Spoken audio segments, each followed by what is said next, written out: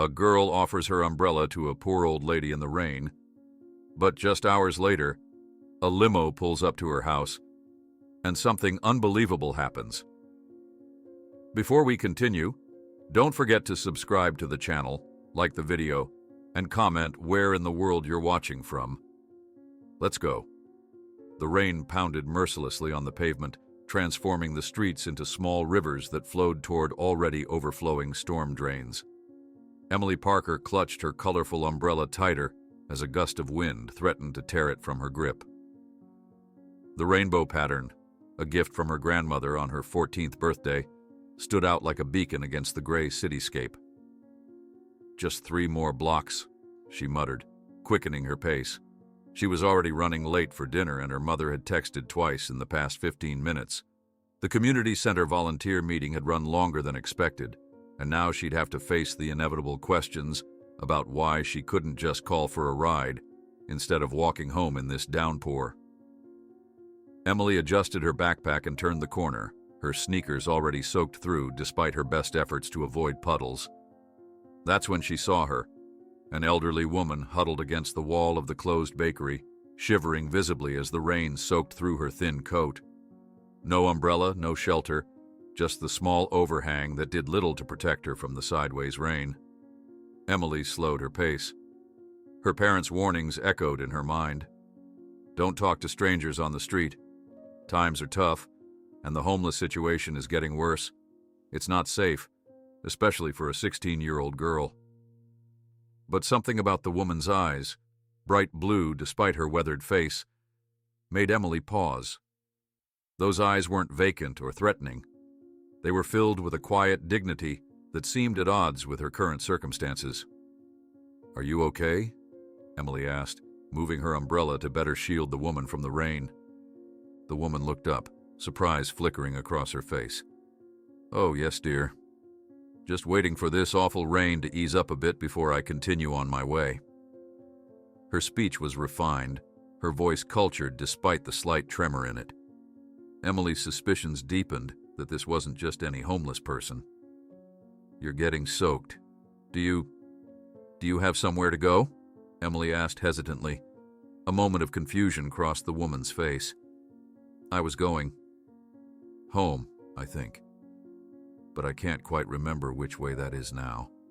She looked down at her hands, embarrassment coloring her cheeks. Silly me. Emily bit her lip, torn between her parents' warnings and the obvious distress of the woman before her. The rain intensified, and Emily made her decision. "Here," she said, extending her umbrella handle toward the woman. "Take this. I'm almost home anyway." The woman stared at the colorful umbrella, then at Emily. "Oh, I couldn't possibly. Please, I insist." Emily pressed the handle into the woman's cold fingers. "It's just an umbrella." Slowly, the woman's trembling hand closed around the handle. "You're very kind. My name is Helen." "I'm Emily." She smiled, already feeling the rain soaking through her jacket. Helen's eyes suddenly filled with tears. "You remind me of someone who would have done the same thing. I've lost so much since Frank died. My home, my memories. Everything seems to be slipping away." The raw emotion in Helen's voice made Emily's chest tighten. This wasn't an act or a scam. This was genuine pain. "I'm sorry about your husband," Emily said softly. Helen nodded, clutching the umbrella tighter. "Thank you for this. I'll find a way to return it to you." A sudden thought struck Emily. She rummaged through her backpack, finding a crumpled receipt and a pen. Quickly, she scribbled her address on the back. "Here. If you want to return it someday, this is where I live." Emily hesitated, knowing her parents would be furious if they knew she was giving their address to a stranger. But something told her Helen needed this small connection, this thread of human kindness. Helen carefully folded the paper and tucked it into her coat pocket. "I won't forget," she said with such determination that Emily almost believed her, despite the confusion she'd displayed moments before. "Be safe, Helen," Emily said, then turned and ran through the downpour toward home, water streaming down her face, mixing with unexpected tears.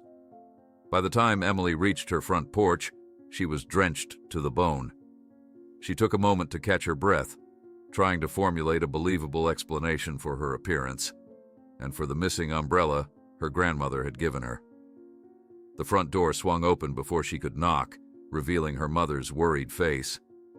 "Emily, you're absolutely soaked. Where's your umbrella?" The questions came rapid-fire as her mother pulled her inside. I lost it at school," Emily lied, avoiding her mother's eyes. "It was windy during lunch and it just blew away. I couldn't find it afterward." Her mother's expression shifted from concern to disappointment. "That was a special gift from your grandmother, Emily.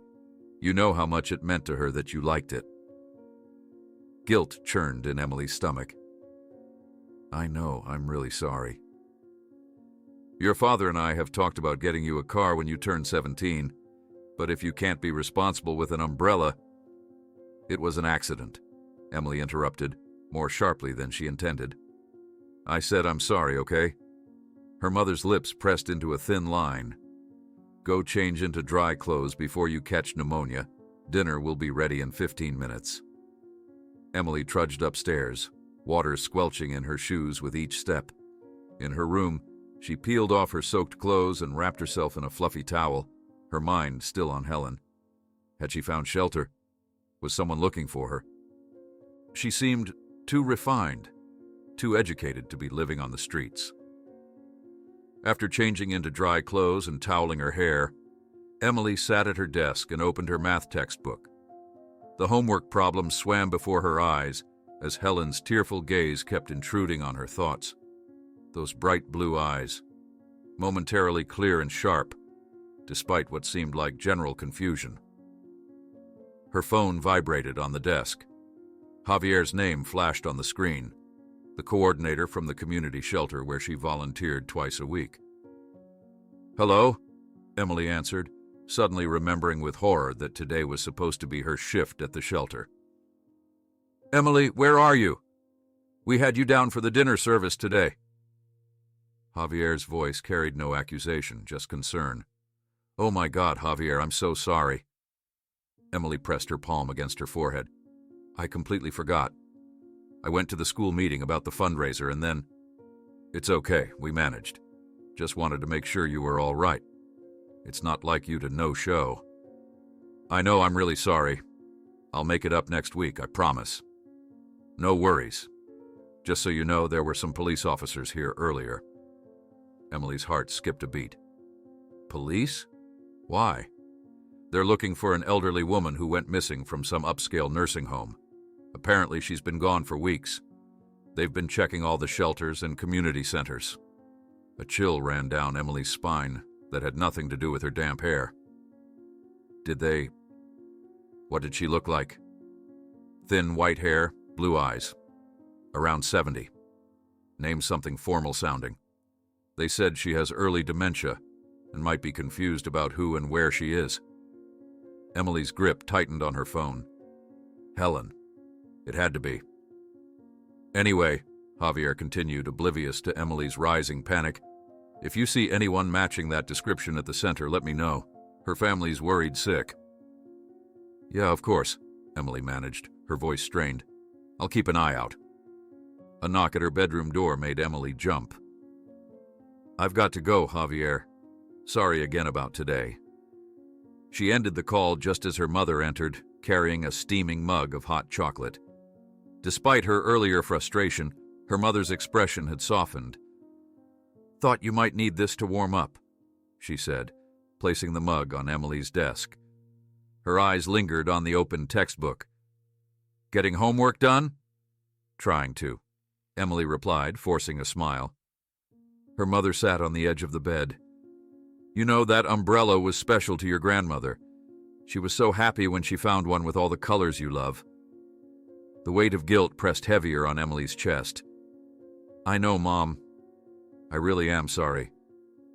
"Things can be replaced," her mother said after a pause. "But I worry about your absent-mindedness lately. The missed curfew last week, now this. Is everything okay at school? With your friends?" "Everything's fine," Emily said quickly. I've just been busy with volunteer work and school stuff. I promise I'll be more careful." Her mother studied her face for a moment longer, then nodded. "Dinner in 5 minutes," she said, rising from the bed. "Your father's making his famous lasagna." After her mother left, Emily stared at the untouched hot chocolate, her appetite gone. What had she done? Given her umbrella and her address to a woman with dementia who had escaped from a nursing home? A woman whose family was searching for her, involving the police? By the time Emily joined her parents at the dinner table, her mind was a tangled mess of worry and regret. She pushed her food around her plate, responding to her father's questions about school with automatic, one-word answers. "Earth to Emily," her father said finally, putting down his fork. "You've barely touched your food, and you've said maybe 10 words since sitting down. What's going on?" "Nothing," Emily insisted. "Just tired and wet, and I feel bad about the umbrella." Her father's expression softened. "It's just an umbrella, kiddo. Your grandmother will understand." The doorbell rang, its chime echoing through the house. Emily froze mid-bite, her fork suspended in the air. It couldn't be.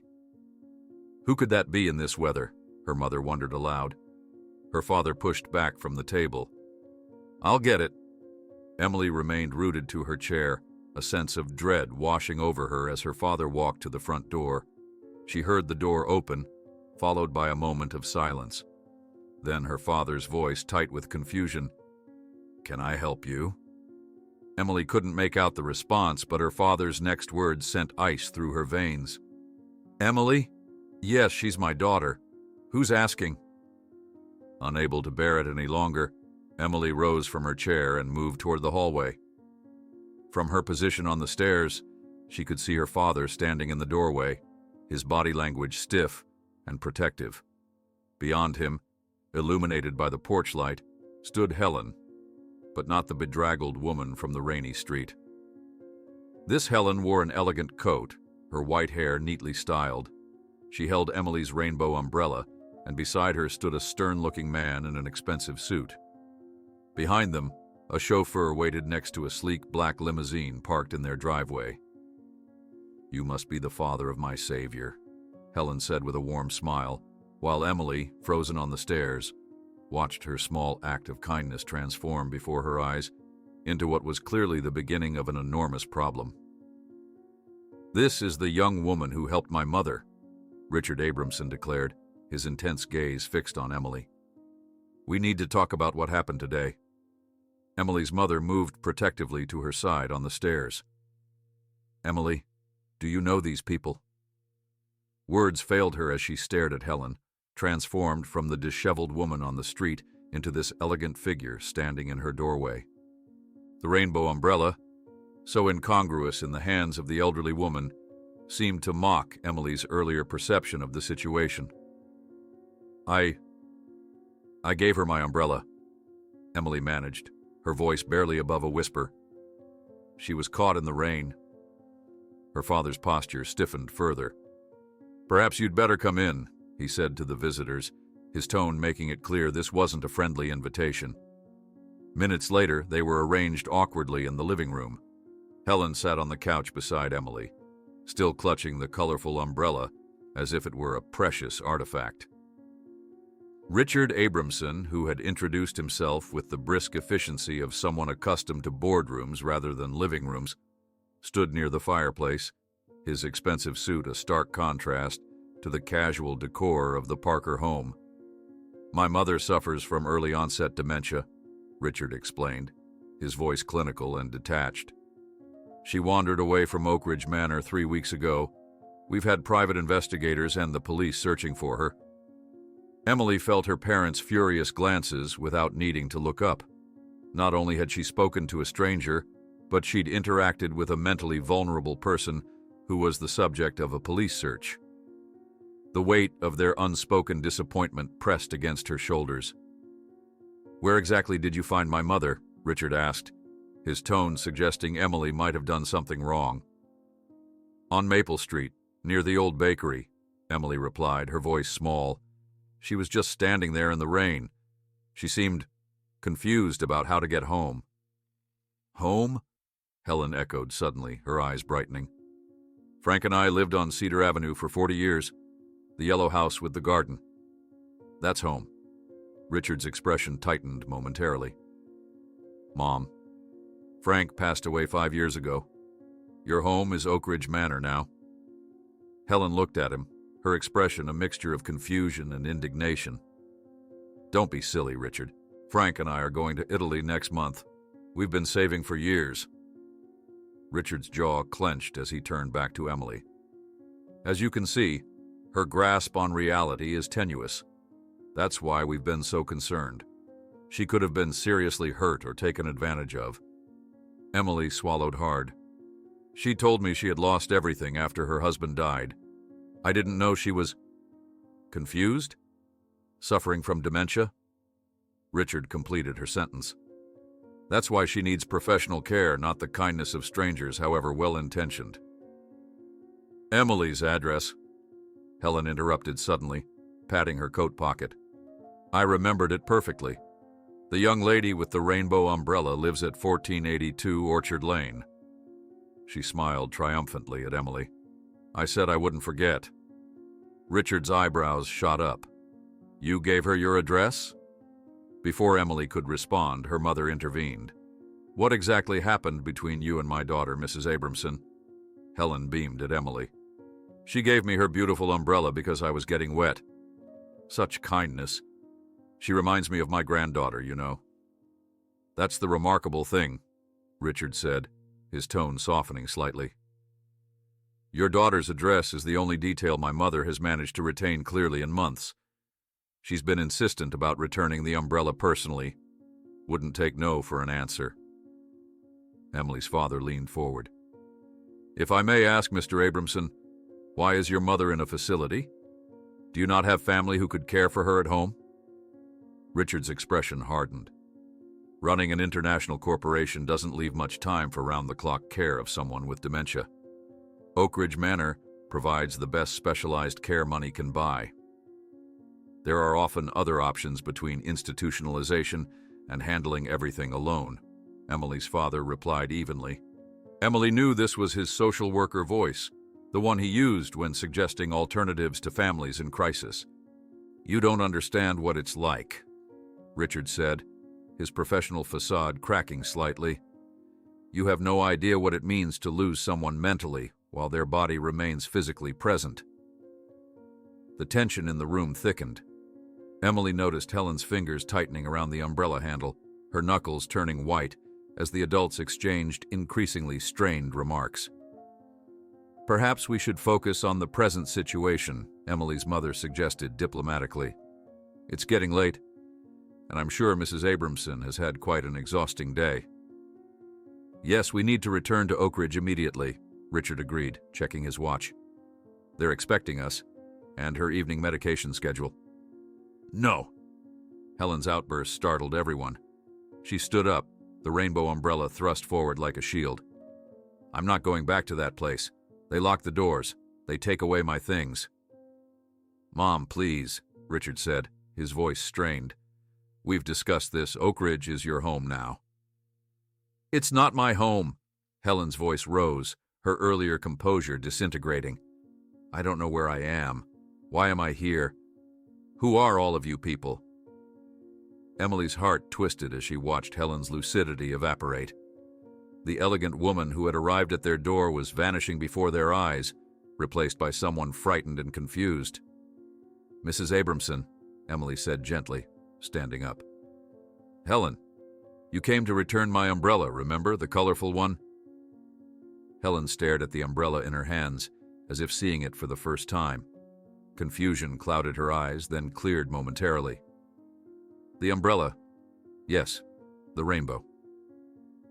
Emily carefully approached her. That's right, you kept it safe for me. Helen nodded slowly, but her eyes darted around the room with increasing agitation. But where's Frank? He should be here by now. He always picks me up after school.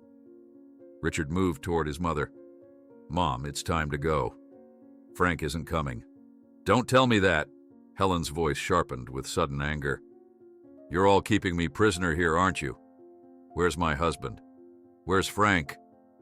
As Helen became more agitated, Richard reached for her arm. Mom, please. Emily stepped between them instinctively. Maybe she needs a minute to calm down. She seems really upset. Richard's expression hardened. With all due respect, young lady, I've been handling my mother's episodes for years. This isn't something a teenager can understand. Emily's father moved to her side. Mr. Abramson, your mother is clearly distressed. Perhaps forcing her to leave right now isn't the best approach. And what would you suggest? Richard asked, his professional veneer cracking further. That I leave her here with strangers? That I ignore the advice of geriatric specialists who cost more per hour than most people make in a week? We're suggesting that forcing an elderly woman who's having an episode into a car might not be the most compassionate choice right now. Emily's mother replied firmly. Richard ran a hand through his perfectly styled hair, the first truly human gesture Emily had seen from him. You don't understand. When she gets like this, it can last for hours. The only thing that helps is her medication and familiar surroundings. This place is a prison, Helen suddenly declared, backing away from everyone. They're all conspiring to keep me here. Where's my class? I need to teach my art students. The bus will be here soon. The rapid shifts in Helen's perception of reality made Emily's chest ache. Richard moved toward his mother again, his patience visibly thinning. Mom, there's no class. You retired 20 years ago. Please, we need to go home now. He reached for Helen's arm more firmly this time. Helen recoiled, nearly stumbling backward. Emily reached out to steady her, and Helen clutched her hand like a lifeline. Don't let them take me, she whispered to Emily, her blue eyes suddenly clear and piercing. They want to lock me away where no one can find me. We're going, Richard announced firmly. I'm sorry for the disruption to your evening. Thank you for your assistance, but we'll be leaving now. He took his mother's elbow, trying to guide her toward the door. Helen resisted, her frail body surprisingly strong in its opposition. Let's go, Mom. The driver's waiting. Helen twisted away from him, her face a mask of fear and confusion. She thrust the rainbow umbrella toward Emily like a peace offering. Here, take it. I kept it safe like I promised. Emily reached for the umbrella, but as her fingers touched the handle, Helen's grip tightened suddenly. Her expression transformed again, this time to one of profound betrayal. You promised I could keep the umbrella, she said, her voice breaking. Why are you trying to take me away from it too? Emily realized with growing horror that the umbrella represented something far more significant to Helen than just a physical object.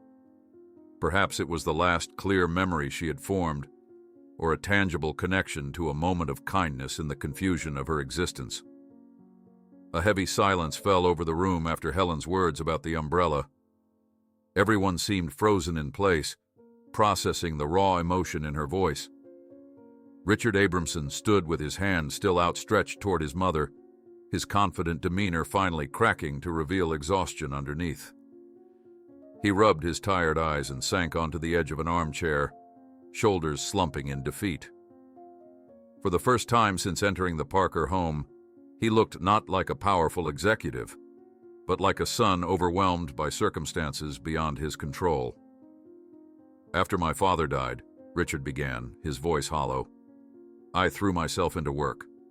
The company was expanding internationally. There were meetings in Tokyo, contracts in Berlin, acquisitions in São Paulo.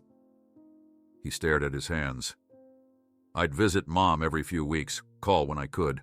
I told myself she was fine. She had always been so independent. Emily's parents exchanged glances, their earlier hostility softening slightly at this glimpse of vulnerability. When did you first notice the symptoms? Emily's father asked, his social worker instincts emerging. A housekeeper called me in London.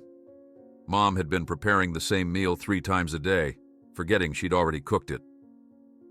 Richard's gaze drifted to Helen, who now sat quietly beside Emily, the rainbow umbrella clutched protectively across her lap. I came home, found notes everywhere, reminders to take medication, pay bills, lock doors. She'd been hiding it, covering for herself. "And that's when you decided on Oak Ridge Manor?" Emily's mother asked, her tone careful but without its earlier accusation. Richard nodded. "I told myself it was to protect her. The best care, round-the-clock supervision, specialized programs." His voice dropped. "But it was also to protect me from seeing her like this, watching the brilliant woman who raised me disappear piece by piece." The raw honesty of his admission hung in the air. Emily glanced at her parents, saw the shift in their expressions from judgment to understanding. Her father, who had spent his career helping families navigate crises, seemed to recognize the complexity of Richard's impossible situation. "Perhaps," her father suggested cautiously, "Mrs. Abramson could spend the night in our guest room. It would give everyone time to process today's events, and she seems to have calmed down considerably." Richard looked ready to object, but his eyes traveled to his mother, who was now quietly running her fingers over the umbrella's colorful panels. The fight had drained from her, replaced by a focused fascination with the object in her hands. "I don't think that's a good—" Richard began. "Look at them," Helen interrupted softly, not addressing anyone in particular. She was pointing at one of the family photos on the side table, Emily at 12, grinning beside her parents at the Grand Canyon. Such a beautiful family. The daughter has her mother's smile. The moment of lucidity, the calm in Helen's demeanor, made Richard pause. Emily saw the calculation in his eyes, weighing protocols and medical advice against the reality of his mother's current state. "One night," he said finally, "if you're certain it's not an imposition." "It's not," Emily's mother assured him, already in hostess mode despite the unusual circumstances. "Our guest room is comfortable, and it might be good for everyone to get some rest before making decisions." While Emily's parents showed Richard where he could park his car and discussed logistics with the driver, Emily led Helen upstairs to the guest bedroom. She moved carefully around the room, turning on lamps, adjusting the curtains, placing fresh flowers from her mother's arrangement in a small vase on the nightstand. "This is a lovely room," Helen remarked, sitting on the edge of the bed and placing the umbrella carefully beside her. "I hope you'll be comfortable," Emily said, uncertainty making her formal. This elegant woman seemed so different from the confused person on the street, yet both versions were somehow the same Helen. Helen patted the bed beside her. "Sit with me a moment, dear." Emily hesitated, then sat down, leaving careful space between them. "You have kind eyes," Helen said, studying Emily's face, "like my students used to have. Eager to learn, eager to see beauty in unexpected places." "You were a teacher?" Emily asked, genuinely curious. "Art," Helen nodded, smiling at some private memory. "For 32 years, junior high students mostly, that wonderful age when they're discovering who they might become." Emily was struck by how coherent Helen suddenly seemed. "That sounds like a wonderful career." It was. Helen's smile faded slightly. "Richard wanted me to teach at a university." "With your talent, Mom, why waste it on children who don't appreciate fine art?" But he never understood. Watching a child discover they could create something beautiful, something uniquely theirs, that was worth more than any prestigious position. Footsteps in the hallway announced Richard's approach. "The driver will return for us in the morning," he said from the doorway, his expression softening at the sight of his mother sitting peacefully. "I've let Oak Ridge know about our change of plans." Emily excused herself to find extra towels while her parents showed Richard to the small den where he could make work calls. As she passed the family photo albums stacked in the hallway bookcase, an impulse struck her. She grabbed the most recent one and returned to the guest room. "I thought you might like to look at some pictures," she offered, holding out the album to Helen. Helen's face brightened. "Oh, how lovely." Soon they were sitting side by side, the album open between them. Emily explained each photo: family vacations, school events, holidays. Helen listened with complete attention, occasionally asking questions that revealed a sharp mind still functioning behind the confusion.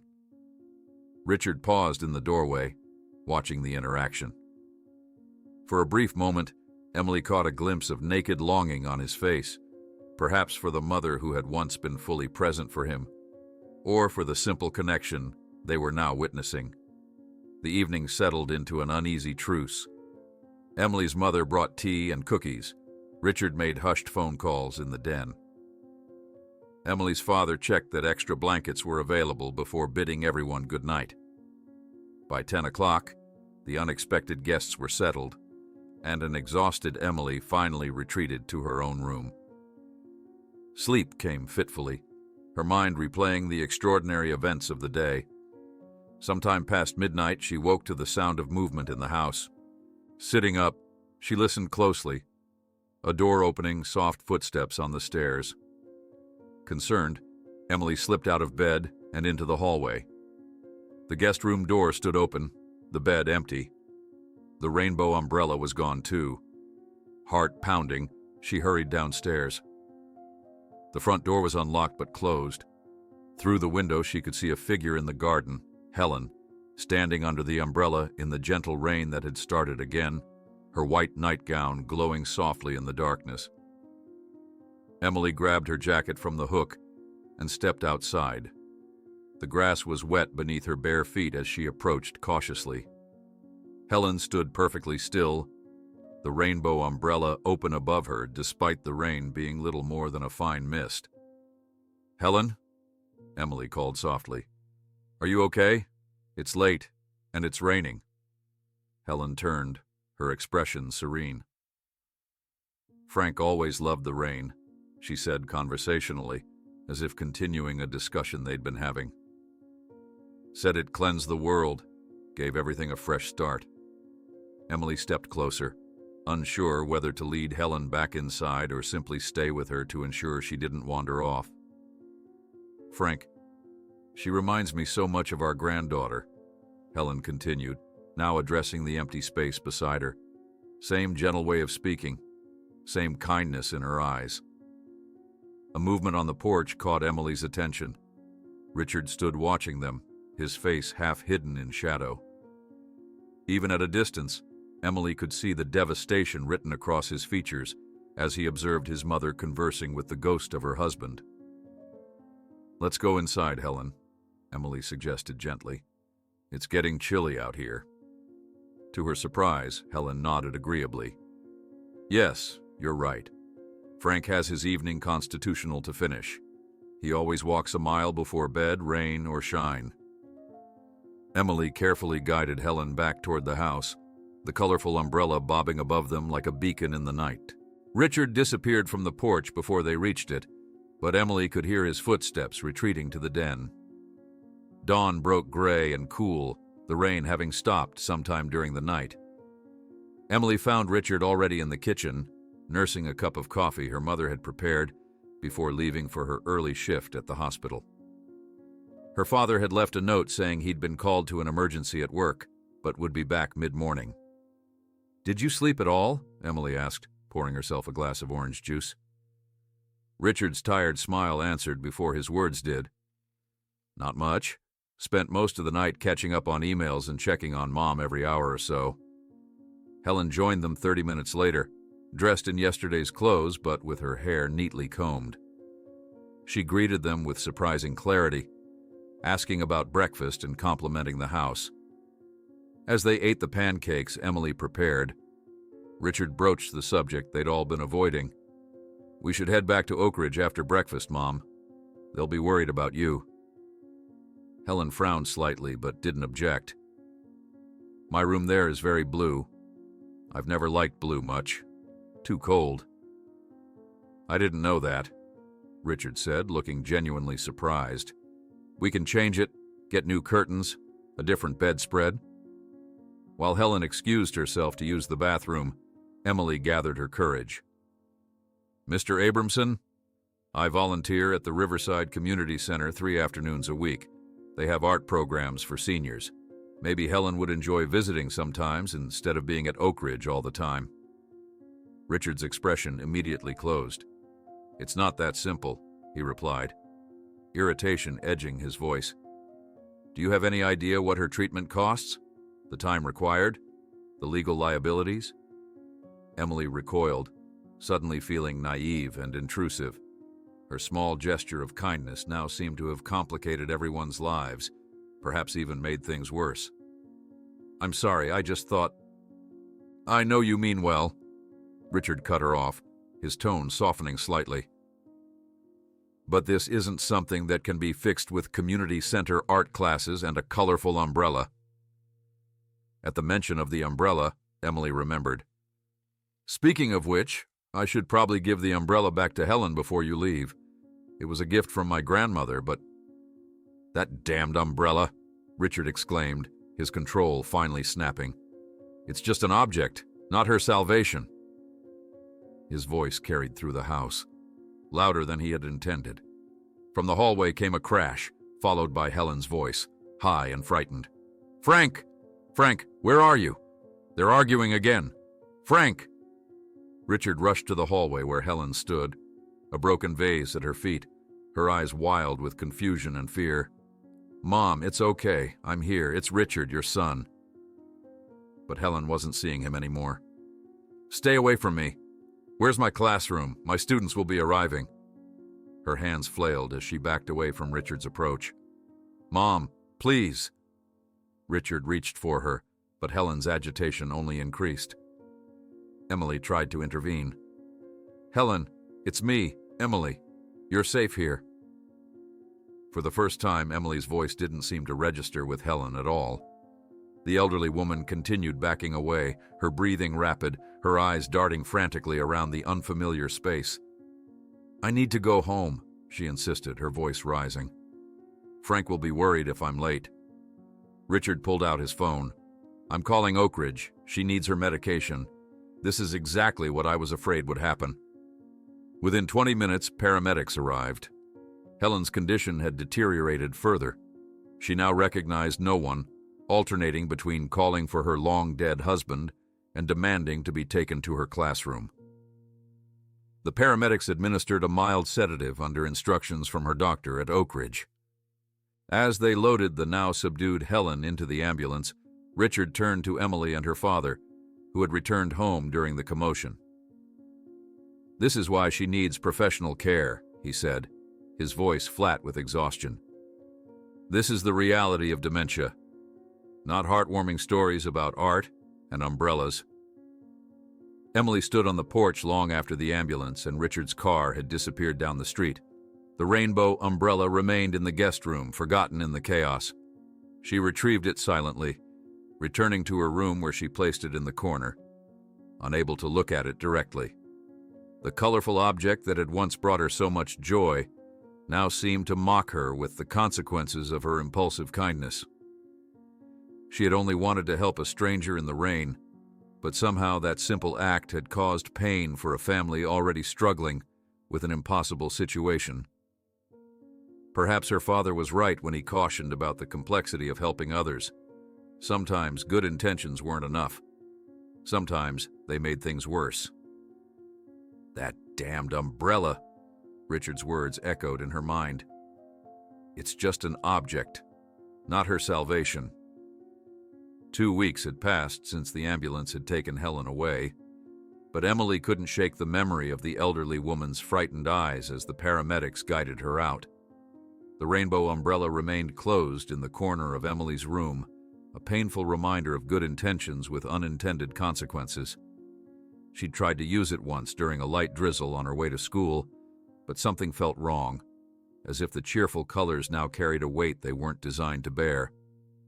Instead, she'd walked through the rain, letting the water soak into her jacket, preferring physical discomfort to the emotional burden the umbrella now represented. "You're still thinking about her, aren't you?" her mother asked that afternoon, finding Emily staring out the window at the gray sky. Emily nodded. "I keep wondering if she's okay, if she remembers me at all." Her mother sat beside her on the window seat. "Your father says that, with dementia, It's common for patients to fixate on an object or idea, then completely forget it days later. She might not even remember the umbrella now. That almost makes it worse, Emily whispered, like our whole connection never happened. Her mother squeezed her shoulder gently. You meant well, sweetheart. That's what matters. But did it? Emily wasn't so sure anymore. Good intentions didn't prevent Helen's distress or erase the accusation in Richard's exhausted eyes. That evening, without telling her parents, Emily looked up Oak Ridge Manor online. The luxury care facility's website featured manicured gardens, elegant common spaces, and smiling seniors engaged in various activities. The monthly cost posted on their fee structure page made her gasp. More than her father earned in 2 months. An impulse struck her, so sudden and clear that she acted before she could reconsider. She grabbed the rainbow umbrella and called for a rideshare. Where are you headed, miss? The driver asked as Emily slid into the back seat. Oak Ridge Manor, please. She clutched the umbrella tightly, her heart racing with uncertainty, but her mind made up. The facility was even more imposing in person, a sprawling colonial-style building with pillars and well-tended flower beds. At the reception desk, Emily cleared her throat nervously. I'm here to see Helen Abramson, please. The receptionist, a woman with a practiced smile, looked up from her computer. Are you family? No, I'm a friend. My name is Emily Parker. The receptionist's smile faltered slightly. I'm afraid Mrs. Abramson is only receiving family visits at the moment. Doctor's orders. Emily's heart sank. Could you at least tell me how she's doing? Something in her earnest expression must have touched the woman, because her professional demeanor softened. Are you the girl with the umbrella? The one who helped her when she wandered off? Emily nodded, surprised. The receptionist leaned forward slightly. Between us, she hasn't been doing well since she returned. Refuses to eat or join activities. The staff is quite concerned. She glanced around to ensure no one was listening. She asks about the umbrella every day. It's the one thing she consistently remembers. A lump formed in Emily's throat. Actually, I brought it. I thought she might like to have it back. She held up the folded rainbow umbrella. The receptionist's eyes widened. That's thoughtful of you. I can't let you see her without authorization, but I could make sure she gets it. Emily hesitated, then placed the umbrella on the counter. Please tell her it's from the girl in the rain. I will, the woman promised. Emily walked away from Oak Ridge feeling both lighter and heavier, relieved to have returned something that seemed important to Helen, but aching at the thought of her declining state.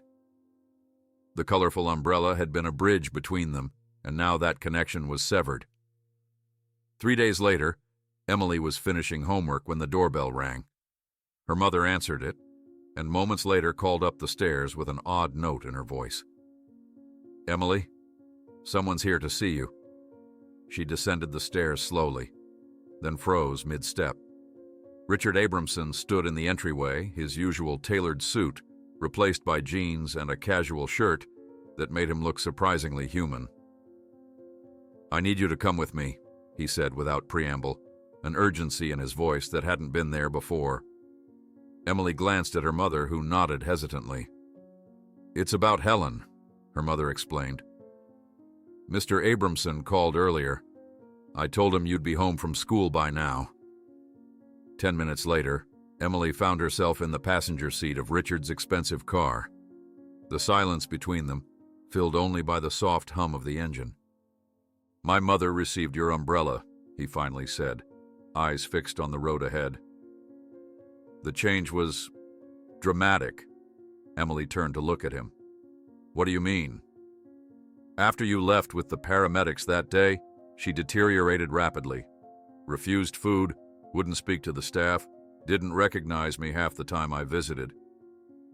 His knuckles whitened on the steering wheel. Then 3 days ago, the staff gave her your umbrella. She's been carrying it everywhere since, sometimes open even indoors. She's eating again. Talking again. Emily felt a flutter of hope. That's good, right? Yes, but there's more. Richard took a deep breath. She keeps asking for the girl in the rain.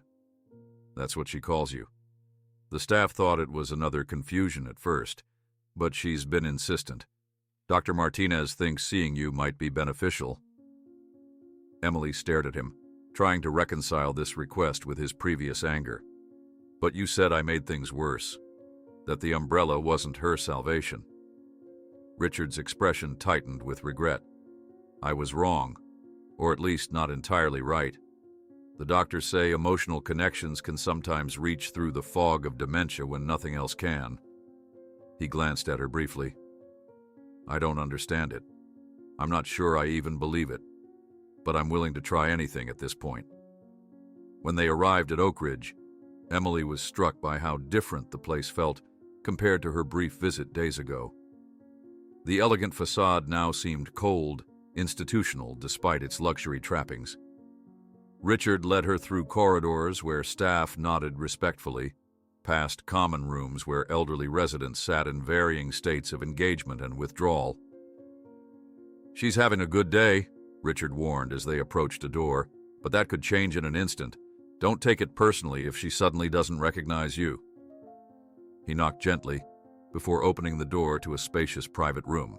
Helen sat in a comfortable armchair near the window, the rainbow umbrella open in her lap, despite being indoors. She was stroking one of the colorful panels gently, as if it were a cherished pet. Mom, Richard said softly, I've brought someone to see you. Helen looked up, her eyes finding Emily immediately. The clarity in her gaze was startling.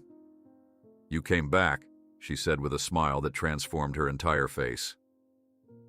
Emily moved slowly into the room, suddenly unsure what to do or say. Hello, Helen. I'm glad to see you again. Helen patted the chair beside her. Come sit. Richard, be a dear and ask them to bring some tea, will you? Richard hesitated, clearly unused to seeing his mother so lucid and directive. Of course, Mom. I'll be right back.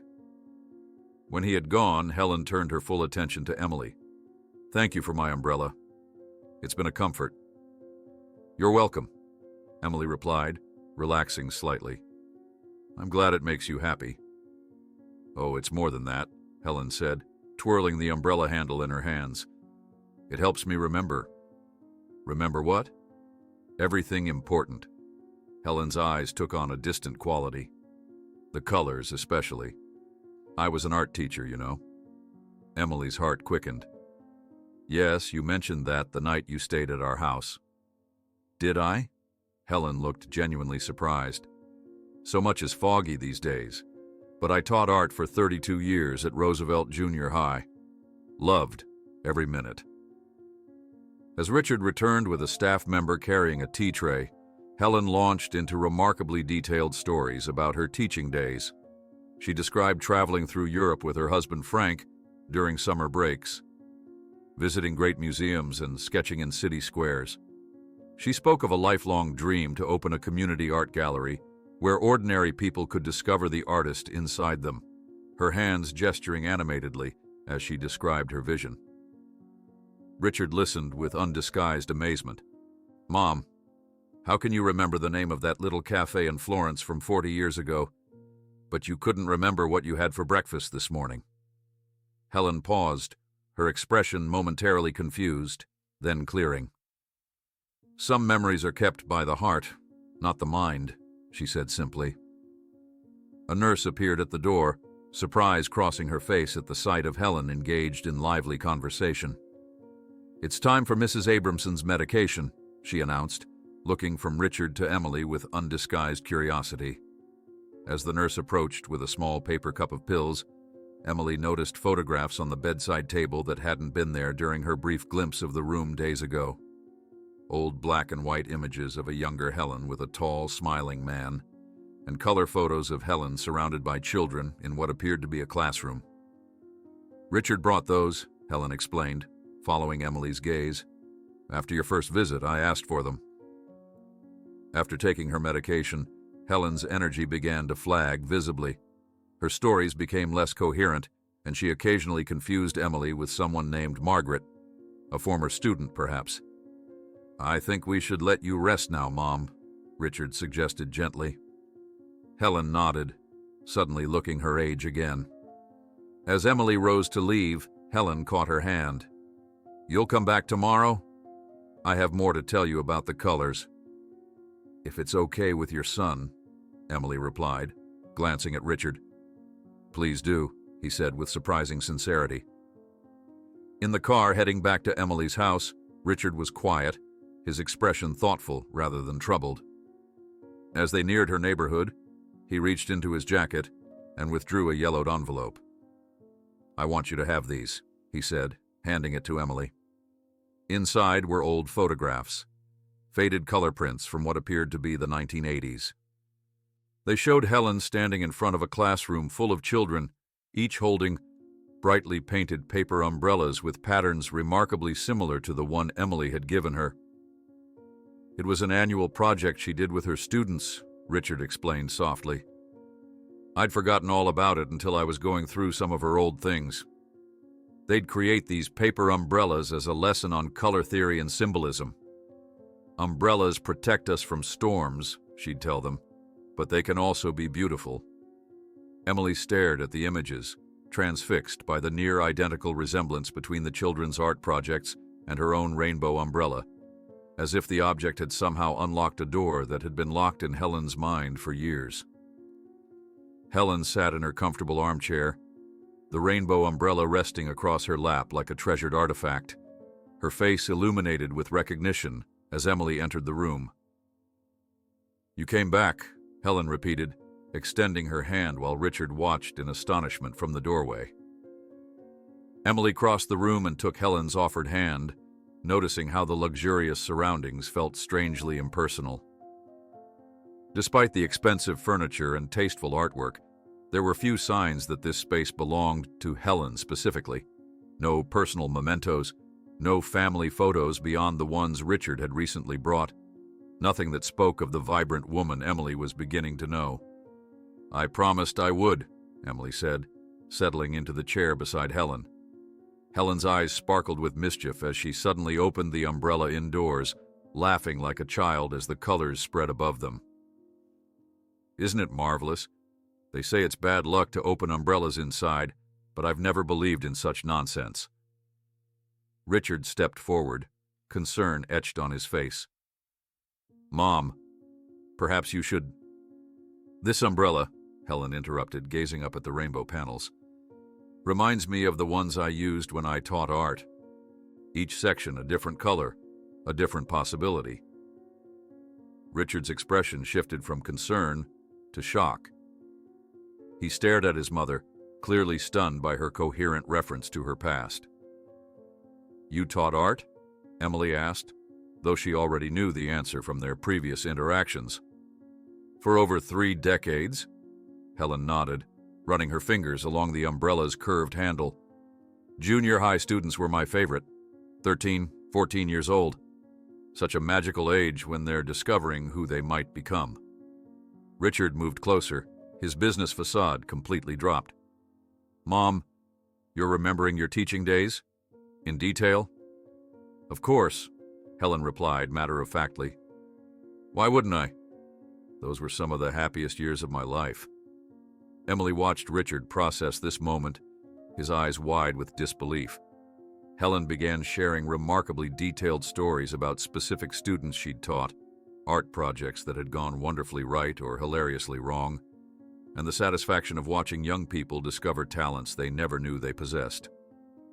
"There was a boy, Timothy Reynolds, who insisted he couldn't draw a straight line with a ruler," Helen chuckled.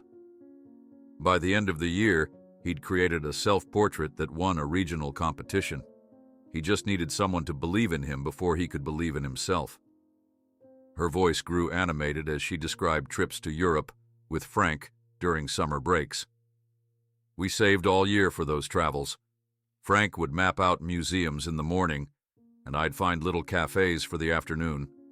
We saw Monet's garden at Giverny in the rain. It was transcendent, the way the water lilies captured the droplets." Emily leaned forward, fascinated. "What was your favorite painting that you saw in person?" "Oh my," Helen's eyes gleamed with memory. In Florence, at the Uffizi, there's a Botticelli, not the Birth of Venus that everyone knows, but a smaller work, the Madonna of the Magnificat. The tenderness in the Virgin's face as she gazes at her child. I stood before it for an hour, and Frank never once rushed me. Richard watched his mother with growing amazement, occasionally exchanging glances with Emily as if to confirm he wasn't dreaming this sudden clarity. We had plans, Helen continued, her voice taking on a wistful quality. After retirement, we were going to open a small community gallery, not for famous works or pretentious installations, but a place where ordinary people could discover the joy of creating. We'd saved enough for a little storefront on Maple Street. Her smile faded slightly. Then Frank's heart gave out, and somehow the dream seemed to fade with him. Richard sank into a chair across from them, visibly processing this revelation about his parents' plans he'd apparently never known.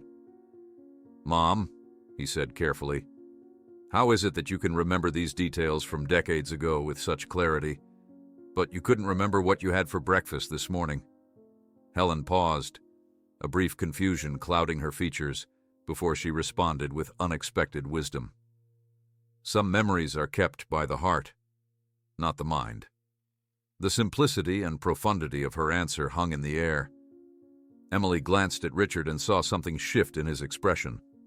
A realization, perhaps, that his mother's condition wasn't simply a medical diagnosis to be managed, but a complex human experience that defied clinical categorization.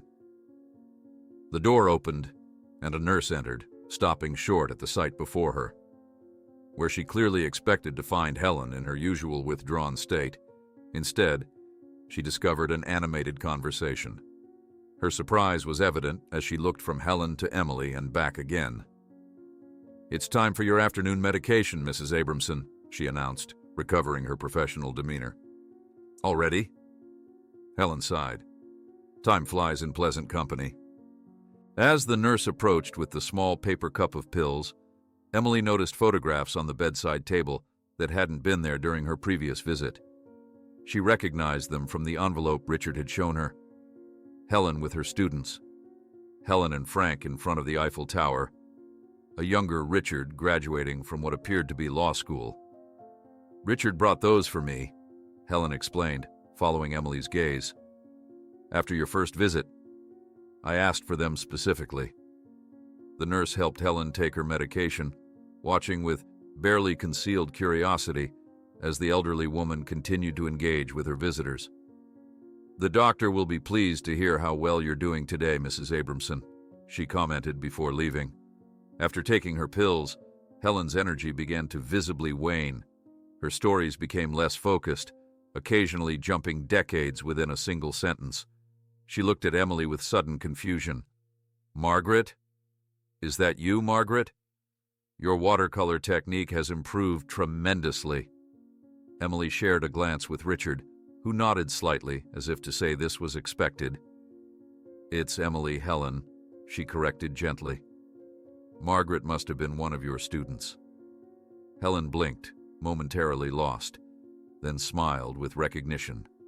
"Emily, of course. Forgive me, dear. The past and present tend to dance together these days, stepping on each other's toes." "I think we should let you rest now, Mom," Richard suggested, noticing her fatigue. Helen nodded reluctantly. Perhaps a short nap would be wise. As Emily stood to leave, Helen caught her hand. "You'll come back tomorrow? I have more to tell you about the colors." "If it's okay with your son," Emily replied, looking toward Richard. "Please do," he said without hesitation. "I haven't seen her this engaged in, I can't remember how long." In the hallway outside Helen's room, Richard ran a hand through his hair, the gesture making him appear younger and less composed than his usual corporate self. "What just happened in there?" he began, seemingly at a loss for words. "It was amazing," Emily offered. She remembered so much. "More than she's shared with me in years," Richard admitted. Even before the diagnosis, she rarely talked about her teaching days or their travels. I knew about them, of course, but not in such vivid detail. As they walked toward the exit, Richard continued, "The part about the community gallery, that was completely new to me. I had no idea they had saved for that dream." "Maybe it's not too late," Emily suggested carefully. "She still seems passionate about art." Richard gave her a considering look but didn't dismiss the idea outright. Progress from their earlier interactions. The drive back to Emily's house was quieter, both passengers lost in thought. As they neared her neighborhood, Richard broke the silence. "Thank you," he said simply. "For what?" "For seeing my mother as a person, not just a patient. For reminding me to do the same." After dropping Emily off, Richard remained in his car outside her house, pulling out his phone to make a call. Through the window, Emily could see him engaged in an intense conversation before he finally drove away. That evening at dinner, Emily shared details of her visit with her parents. "It sounds like you've made a real connection with Helen," her father observed. "I can't explain it," Emily admitted. "It's like the umbrella unlocked something. Dr. Martinez, that's her neurologist, said emotional connections can sometimes reach through dementia when logic can't." "And how are things with the son?" her mother asked carefully. Emily considered the question. "Different. Better. He's not as robotic now. Seeing his mom like that today, really present, you know. I think it affected him deeply." Later, as Emily prepared for bed, her phone chimed with a text from an unknown number. "Helen asked about you twice after you left. She remembered your name both times. Would 4 p.m. tomorrow work for another visit? Richard."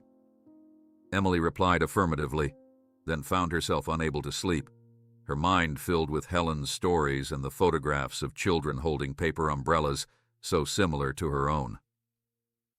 The next afternoon, when Emily arrived at Oak Ridge, she found an unexpected scene.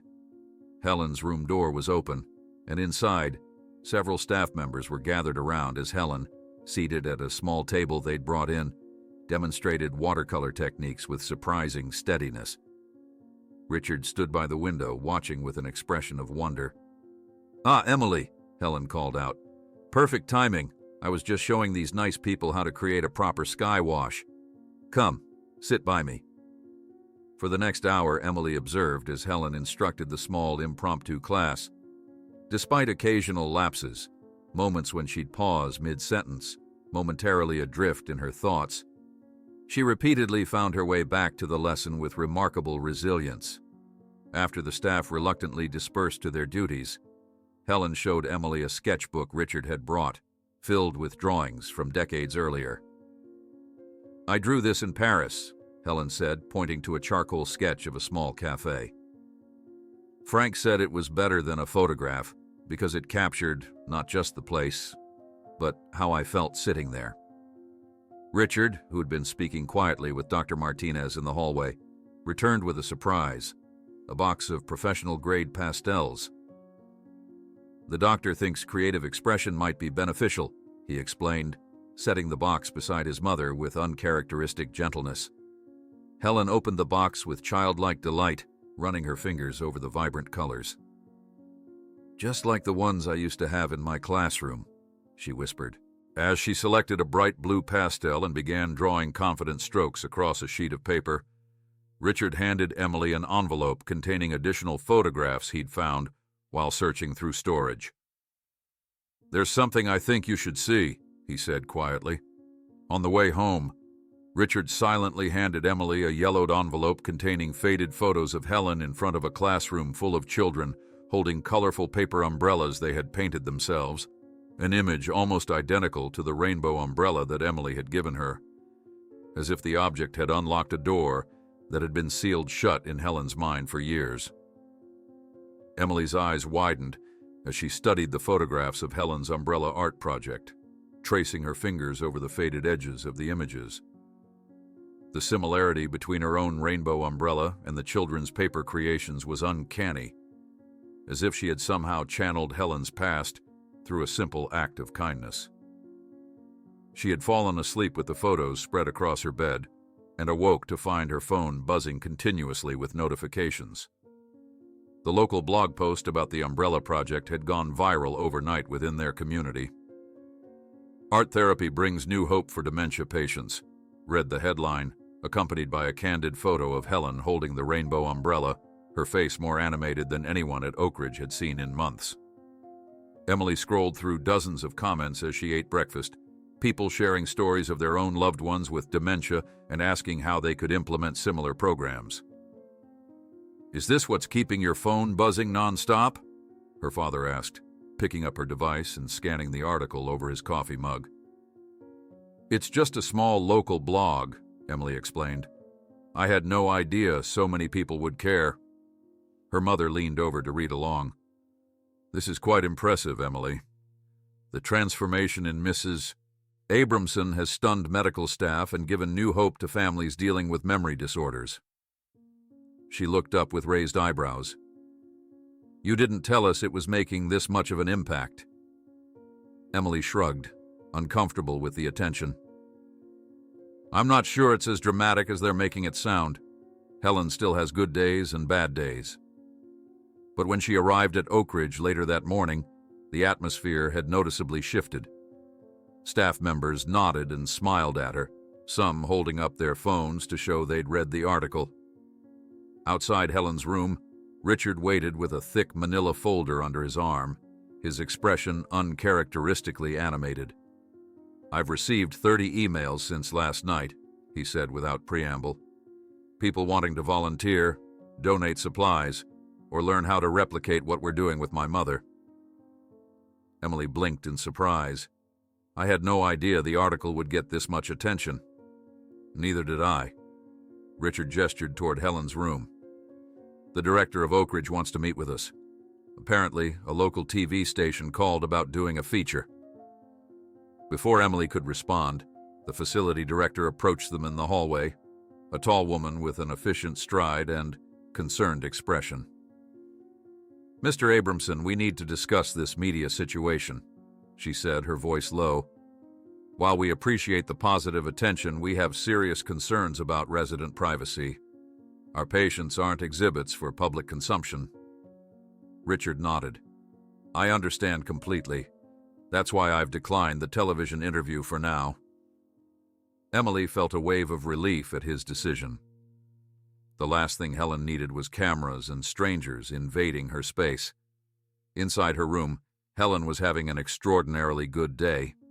She recognized Emily immediately, asking about all the commotion she'd heard from the staff.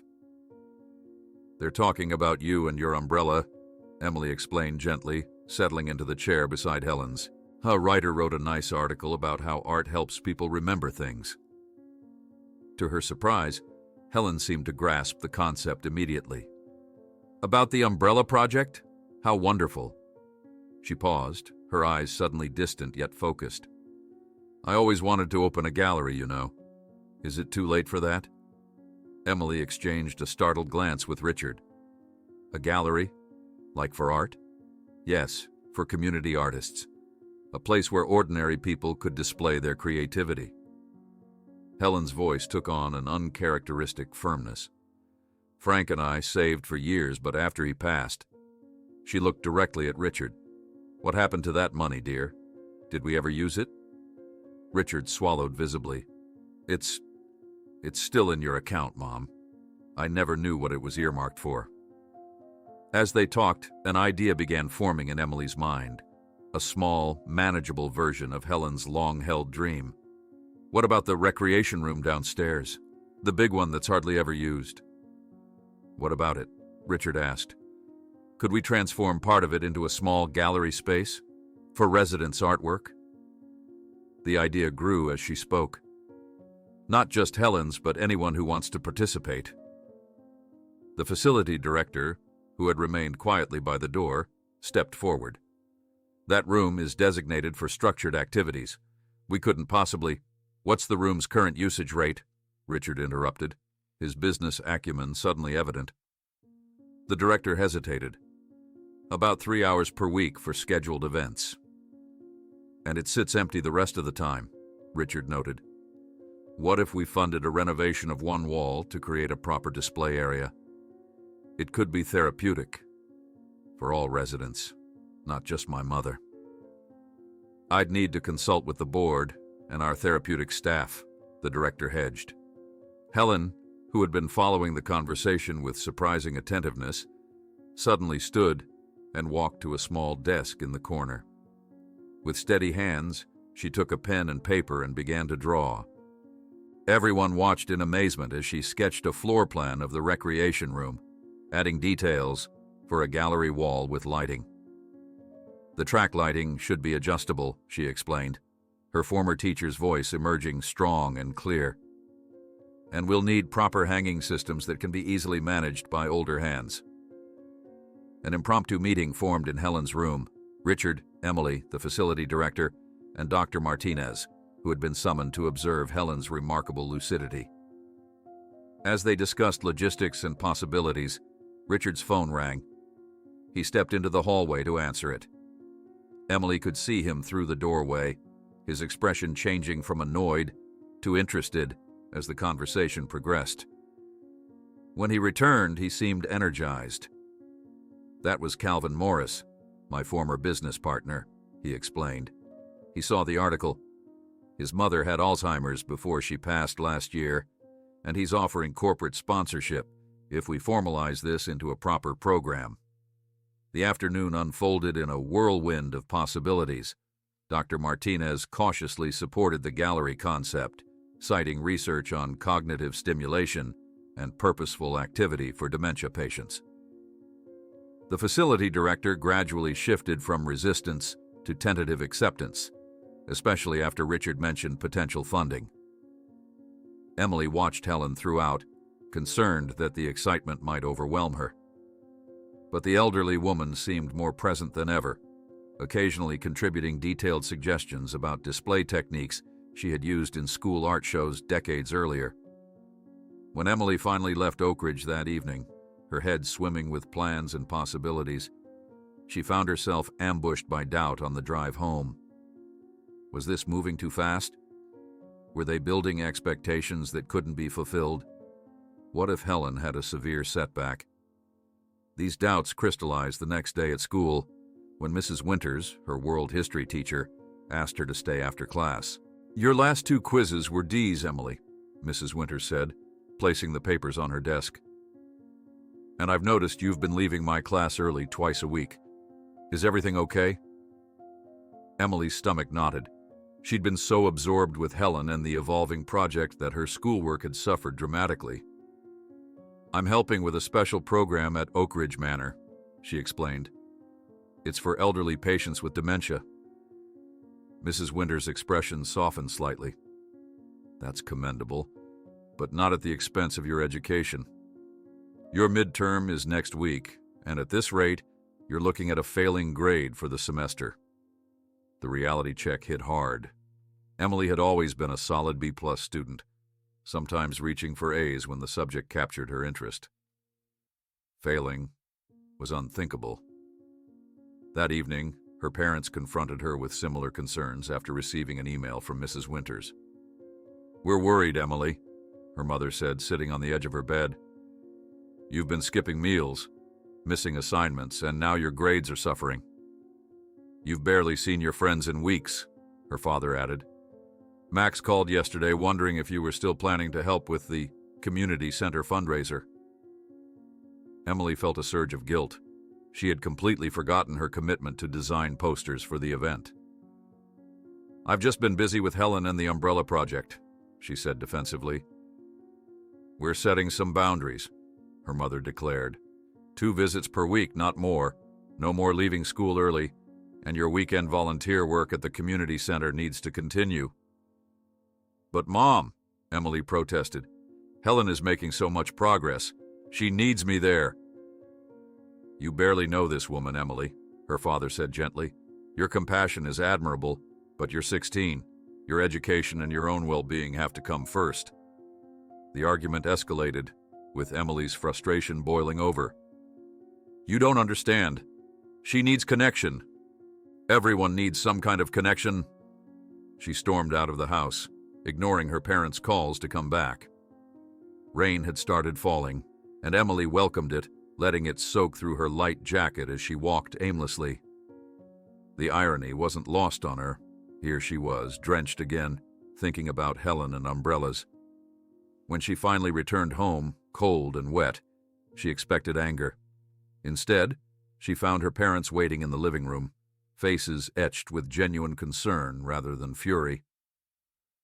"We're worried about you, honey," her mother said softly. "This isn't like you."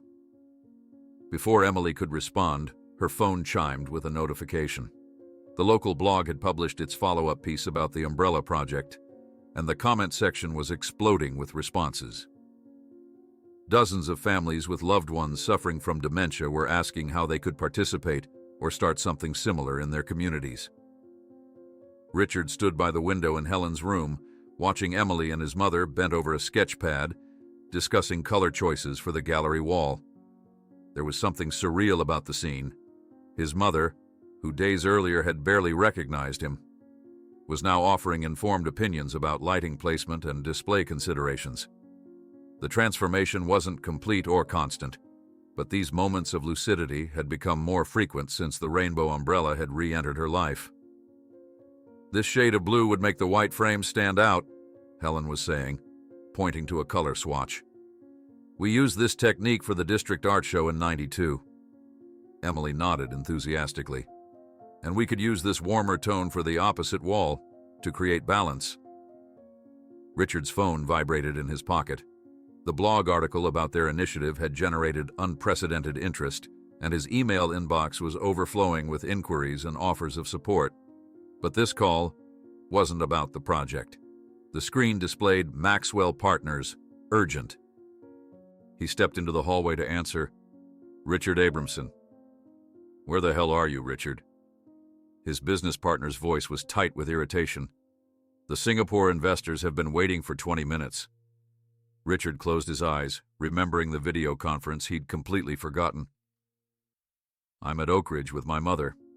Something came up and—" "Something always comes up with your mother lately," Maxwell interrupted. "Look, I've been covering for you for weeks, but the board is asking questions. We're in the middle of the biggest acquisition in company history. And you're playing art teacher at a nursing home?" The dismissive tone made Richard's jaw clench. "My mother needs me right now." "So does the company you built," Maxwell countered. "Have you become a nurse now, Richard? Because the last time I checked, you were CEO of a global enterprise that's currently suffering from your absence." Richard ended the call with a terse promise to reschedule, turning back toward Helen's room, just as a nurse emerged looking concerned. "Mr. Abramson, your mother is becoming agitated. She suddenly doesn't recognize Emily." Richard hurried inside to find Helen backing away from a bewildered Emily, clutching the rainbow umbrella defensively. "Who are you? Why are you touching my things?" Helen demanded. Her earlier clarity completely vanished. Richard, who is this girl?" "Mom, it's okay. This is Emily, remember? The girl who gave you the umbrella." Helen's eyes darted frantically between them. "Umbrella? What umbrella? Where's Frank? I need to speak to Frank immediately." Emily stood frozen, clearly shocked by the sudden transformation. This was the harsh reality of dementia that Richard lived with daily. The cruel oscillation between recognition and confusion, the person emerging only to disappear again moments later. Dr. Martinez had warned them this might happen. "Progress isn't linear with dementia," she'd explained. "There will be setbacks alongside the breakthroughs." But the timing couldn't have been worse. A local arts organization representative was arriving within the hour to discuss potential collaboration on the gallery project. Helen had been looking forward to the meeting all morning, even selecting a special outfit for the occasion. The nurse administered the anti-anxiety medication that Dr. Martinez had prescribed for such episodes. Within 20 minutes, Helen was calmer but withdrawn, sitting silently by the window, the umbrella resting unopened in her lap. "I'm sorry," Emily whispered, visibly shaken. "I don't know what happened. We were just talking about the gallery colors and then—" "It's not your fault," Richard assured her, though his voice was tight with disappointment. "This is the disease. It has its own timeline, its own rules." When the arts organization representative arrived, Richard had to explain that Helen wasn't feeling well enough to participate. The woman was understanding, but as Richard outlined their ideas without Helen's input, he felt the project losing some of its heart. The next day brought another setback. 3 residents who had shown interest in contributing artwork to the gallery were all having difficult days simultaneously. One gentleman became combative when approached about his paintings. Another lady burst into tears when she couldn't remember how to hold a paintbrush she'd been using skillfully the day before. Emily arrived that afternoon to find several staff members looking stressed, and Richard engaged in a heated discussion with the facility director. "We need to consider the emotional impact on our residents," the director was saying. "If participating in the project only to experience failure triggers distress—" "They're not experiencing failure," Richard interrupted. "They're experiencing life with a challenging condition. Protecting them from engagement isn't the answer." Emily noticed how different Richard looked from the polished executive who had first arrived at her doorstep. His usually perfect hair was slightly disheveled, his designer shirt wrinkled. He'd been spending nights on the small sofa in Helen's room whenever she had difficult evenings. "How is she today?" Emily asked when the director had gone. "Not great," Richard admitted. "She hasn't touched the umbrella since yesterday's episode, barely spoke during breakfast." They walked together to the small cafeteria, where Richard bought them both coffee. The silence between them was heavy with shared disappointment. "Maybe we're just postponing the inevitable," Richard finally said, staring into his cup. "All this effort, the gallery, the art therapy, maybe we're just refusing to accept what's happening." The defeat in his voice made Emily's chest ache. "But we've seen how she responds on her good days, how engaged and present she becomes. And then we have days like yesterday, where she doesn't recognize the person she's been talking to for hours." Richard ran a hand through his hair. "The doctors all say the same thing. This disease only moves in one direction." Emily bit her lip, wanting to offer reassurance, but unwilling to dispense false hope. The past few days had been a harsh education in the realities of dementia care. "My grades are falling," she admitted suddenly. "My world history teacher warned me I might fail the semester if things don't improve." Richard looked up, really seeing her for perhaps the first time. "You're sacrificing your education for this?" "My parents have restricted my visits to twice a week now," she continued. "They think I'm too involved, too emotionally invested in a stranger's life." "Are they wrong?" Richard asked gently. Emily considered the question honestly. "I don't know. I just felt connected to Helen from the first moment I saw her in the rain, like I was supposed to help her somehow." They sat in contemplative silence until Richard's phone rang again, another business call he needed to take. Emily headed to Helen's room alone, bracing herself for what she might find. To her surprise, Helen was sitting up in a chair, looking through a photo album. She glanced up as Emily entered, her expression neutral. "Hello," she said without recognition, but without fear either. "Hello, Helen. I'm Emily. I came to visit you." Helen nodded vaguely and returned to her album. On the table beside her lay the rainbow umbrella, untouched. For the next hour, Emily simply sat with Helen, occasionally commenting on photos when Helen turned the pages. There were no breakthroughs, no moments of sparkling recognition, just quiet companionship in a sunlit room. When it was time to leave, Emily touched the umbrella gently. "I'll come back in a few days, Helen." Outside, rain had begun to fall, a sudden spring shower that sent visitors hurrying to their cars. Emily paused at the entrance, watching the raindrops create ripples and puddles forming on the pavement. She was about to call for a ride when she realized she'd left her phone in Helen's room. Turning back, she navigated the now familiar corridors to Helen's door, which stood slightly ajar. Through the gap, she could see Richard had returned. He was sitting beside his mother, his head bowed as he spoke softly. "I'm scared, Mom," she heard him say, his voice stripped of all pretense. "I don't know how to help you. I don't know if what we're doing is right." Helen said nothing, but her hand moved slowly to cover his, a simple gesture that seemed to contain both comfort and understanding, transcending whatever mental fog surrounded her. Emily backed away quietly, deciding to retrieve her phone later. She walked out into the rain, letting it soak through her clothes, feeling a strange kinship with the weather that had begun this entire journey. By the time she reached home, Emily was drenched, rivulets of water running from her hair down her neck.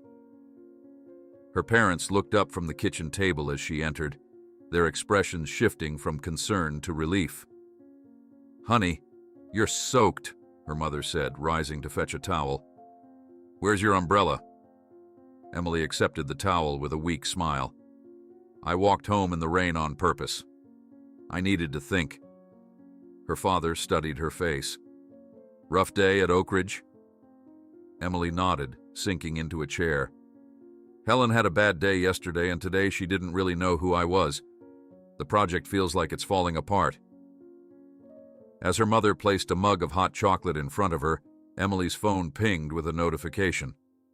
The local blog had published a follow-up article about the Umbrella Project, and in the comments section, dozens of families of people with dementia were asking how they could participate or start something similar in their communities. Emily woke to the insistent buzzing of her phone, vibrating across her nightstand like an angry insect.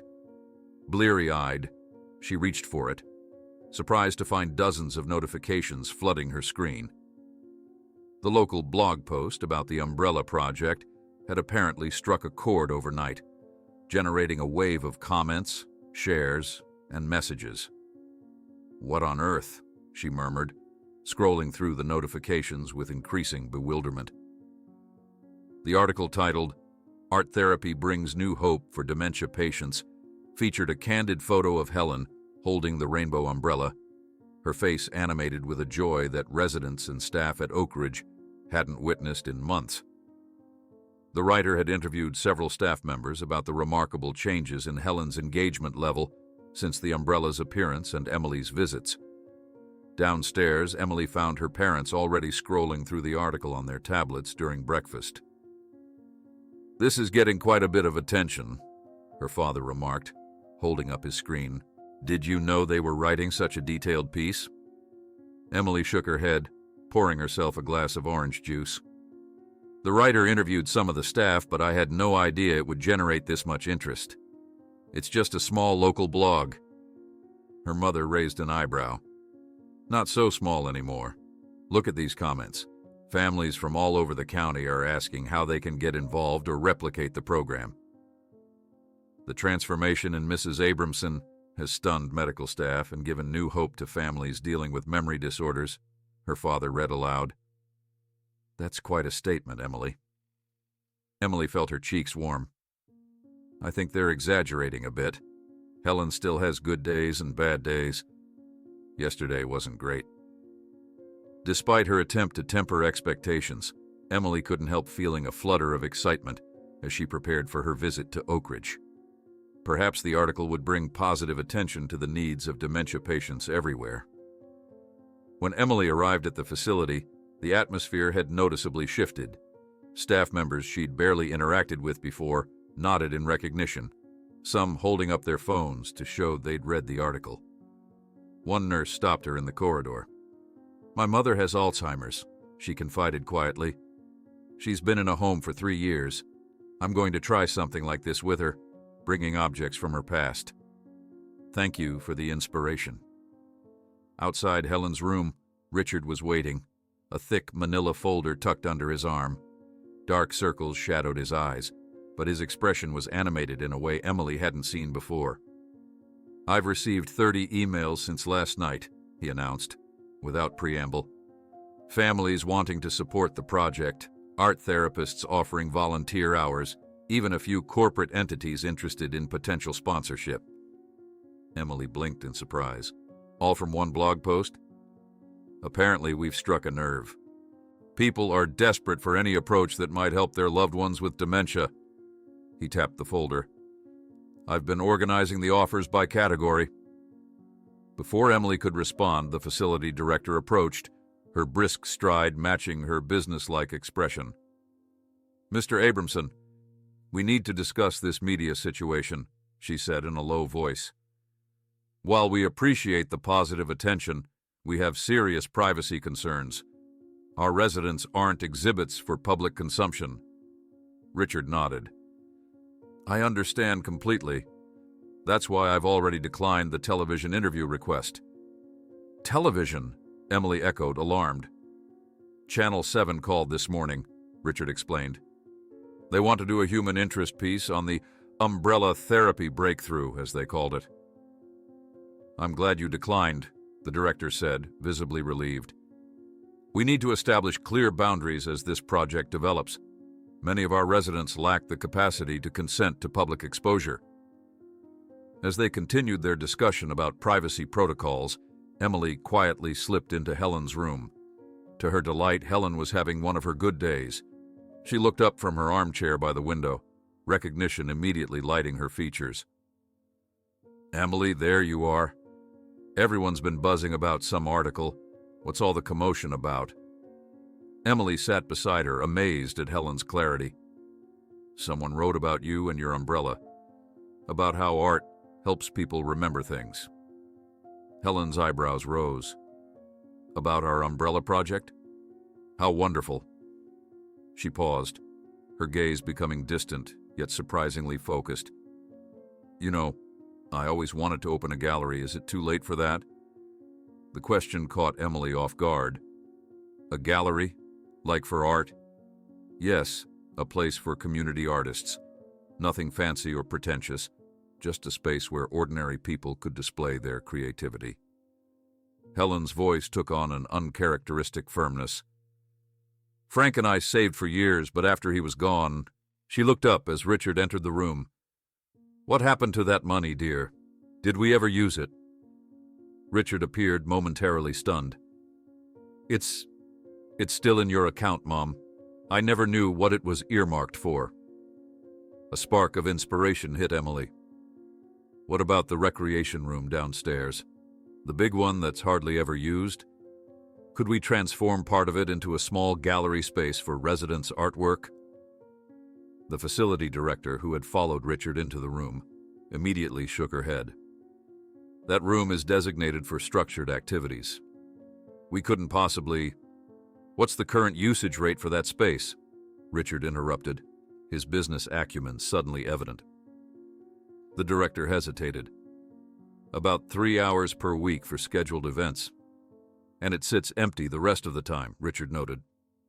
What if we funded a renovation of one wall to create a proper display area? It could be therapeutic for all residents, not just my mother. As the director reluctantly acknowledged the possibility, Helen rose from her chair and walked steadily to the small desk in the corner. With surprisingly firm hands, she began sketching on a blank sheet of paper. Everyone watched in amazement as a floor plan for the recreation room took shape, complete with gallery walls and lighting placement. The track lighting should be adjustable, Helen explained, her former teacher's voice emerging strong and clear. And we'll need proper hanging systems that can be easily managed by older hands. The impromptu meeting in Helen's room expanded as Dr. Martinez was called in to observe Helen's remarkable lucidity and offer a medical perspective on the gallery concept. In the midst of their discussion, Richard's phone rang. He stepped into the hallway to answer it. Through the open door, Emily could see his expression shift from annoyance to interest during the call. When he returned, there was new energy in his step. That was Calvin Morris, my former business partner, he explained. He saw the article. His mother had Alzheimer's before she passed last year. He's offering corporate sponsorship if we formalize this into a proper program. The afternoon unfolded in a whirlwind of possibilities. Dr. Martinez cautiously supported the gallery concept, citing recent research on cognitive stimulation and purposeful activity for dementia patients. The facility director gradually shifted from resistance to tentative acceptance, especially after Richard mentioned potential funding sources. Emily watched Helen throughout, worried the excitement might overwhelm her. But the elderly woman remained engaged, occasionally offering detailed suggestions about display techniques she had used for school art shows decades earlier. After finally leaving Oak Ridge that evening, Emily felt a strange mixture of excitement and anxiety on the drive home. Were they moving too quickly? Building expectations that couldn't be fulfilled? What if Helen had another significant setback? These doubts crystallized the next day at school when Mrs. Winters, her world history teacher, asked Emily to stay after class. "Your last 2 quizzes were D's, Emily," Mrs. Winters said, placing the papers on her desk. "And I've noticed you've been leaving my class early twice a week. Is everything all right?" Emily's stomach dropped. She'd been so absorbed with Helen and the evolving project that her schoolwork had suffered dramatically. "I'm helping with a special program at Oak Ridge Manor," she explained. "It's for elderly patients with dementia." Mrs. Winters's expression softened slightly. "That's commendable, but not at the expense of your education.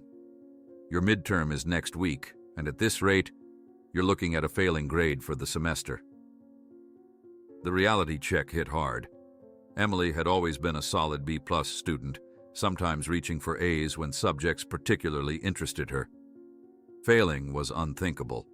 That evening, her parents confronted her with similar concerns after receiving an email from Mrs. Winters.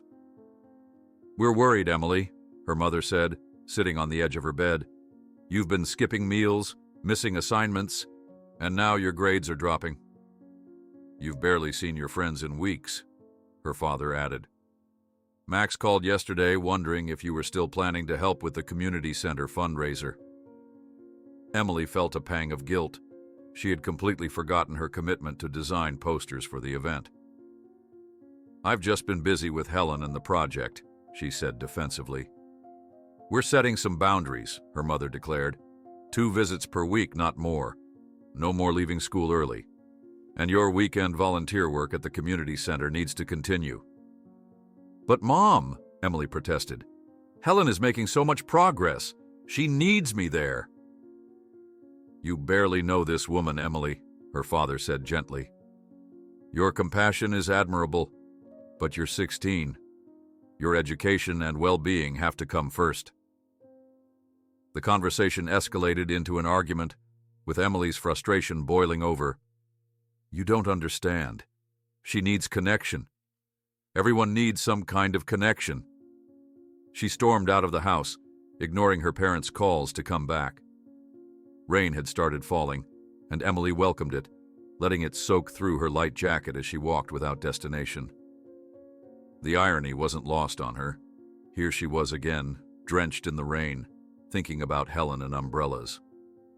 When she finally returned home, cold and wet, she expected anger.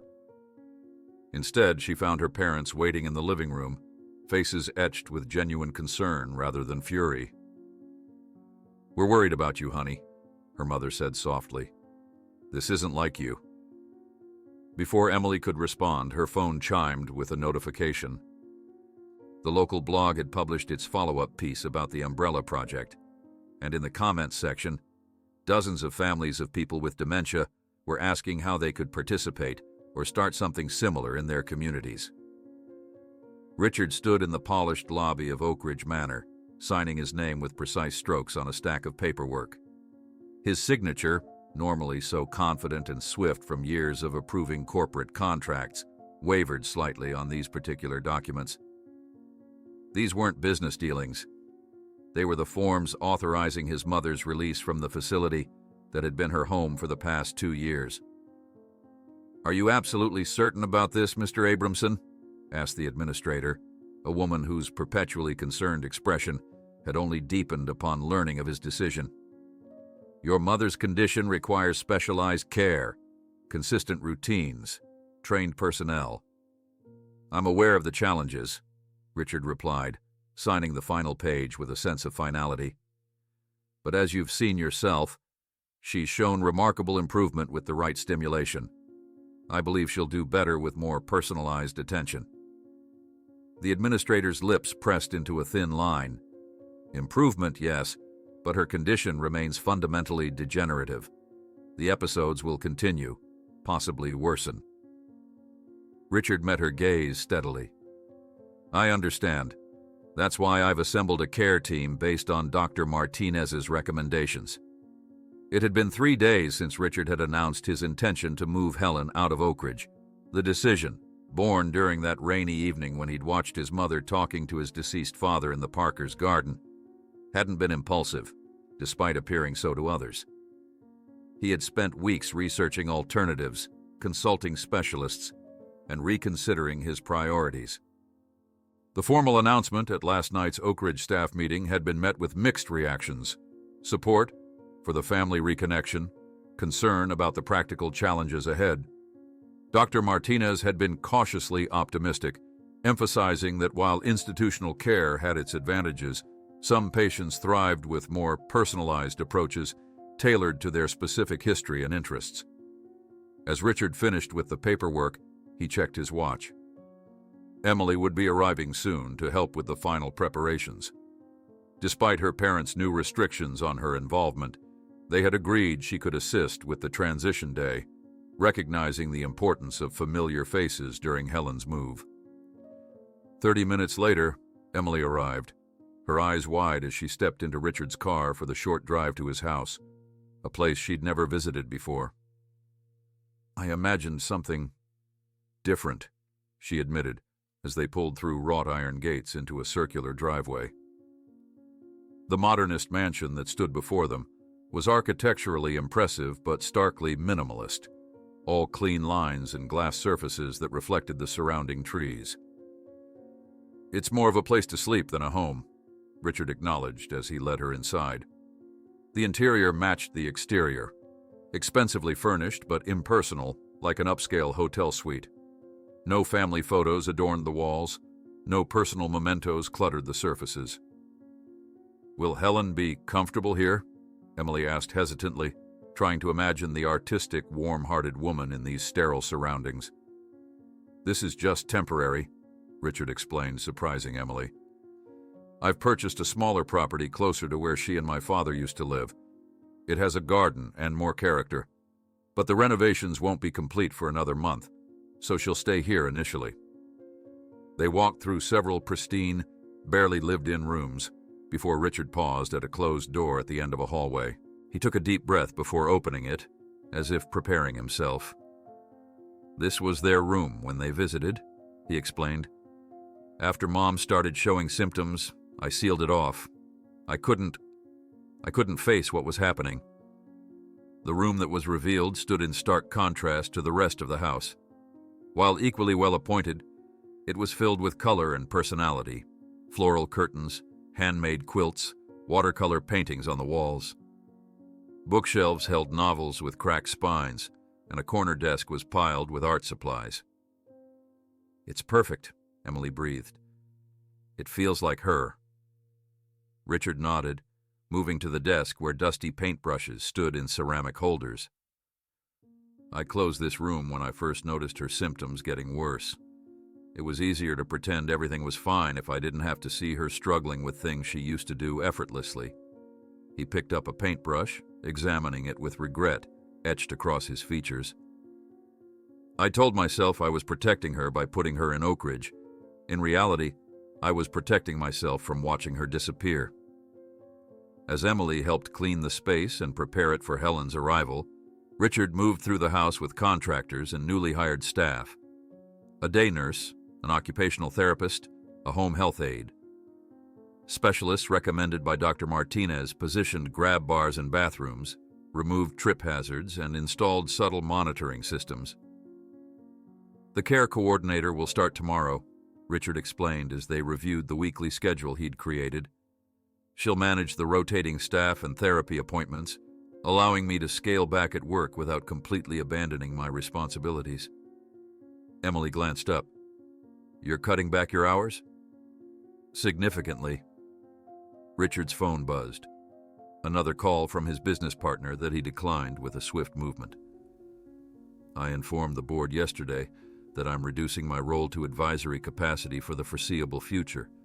My mother needs me now. The decisiveness in his voice impressed Emily, remembering the man who had first appeared at her door, all business efficiency and emotional distance. Before she could respond, her own phone rang. It was her father, calling to check on her whereabouts. "I'm still at Richard's house helping prepare for Helen's arrival," she explained. "We're almost done." There was a pause before her father replied. "Your mother and I have been talking. We'd like to help with the transition today, if that's all right. We both have experience that might be useful." Surprised and touched, Emily looked to Richard, who nodded his agreement after hearing the offer. Within an hour, the Parkers arrived, bringing homemade food to stock the refrigerator and professional insights from her father's social work background and her mother's medical experience. By afternoon, Helen's room was ready, freshly cleaned, familiar items arranged, new adaptive equipment discreetly installed. Photos from her teaching days adorned the walls, and on the bedside table stood a vase of fresh flowers beside the rainbow umbrella, positioned where it would be the first thing she'd see upon waking. "It's time," Richard announced, checking his watch. "The ambulance transport will be arriving at Oak Ridge now." The journey to bring Helen home was filled with anxious anticipation. Would she recognize the house? Would the transition trigger confusion? Had they prepared enough? Or were they naively underestimating the challenges ahead? As the ambulance pulled into the driveway, Emily stood beside Richard on the front steps, watching his composed facade crack slightly with nervousness. Her parents waited inside, ready to offer support, but giving the family space for the initial moments. The ambulance doors opened, and a medical attendant helped Helen step carefully down. She looked small and fragile, clutching her handbag with white knuckles as she surveyed her surroundings with uncertain eyes. "Mom," Richard called softly, walking to meet her. "Welcome home." Helen's gaze drifted over the house, her expression unreadable. "This isn't our yellow house," she said, confusion clouding her features. "No, it's my house," Richard explained gently. "You'll be staying with me now. Not at Oak Ridge." Helen considered this information, her head tilting slightly. "No more locked doors?" Richard's voice caught. "No more locked doors, Mom." With careful steps, Richard guided Helen into the house, Emily following close behind. Helen moved slowly through the entryway, touching furniture and wall surfaces as if searching for something familiar. Her fingers trailed over picture frames and table edges, her expression distant, yet searching.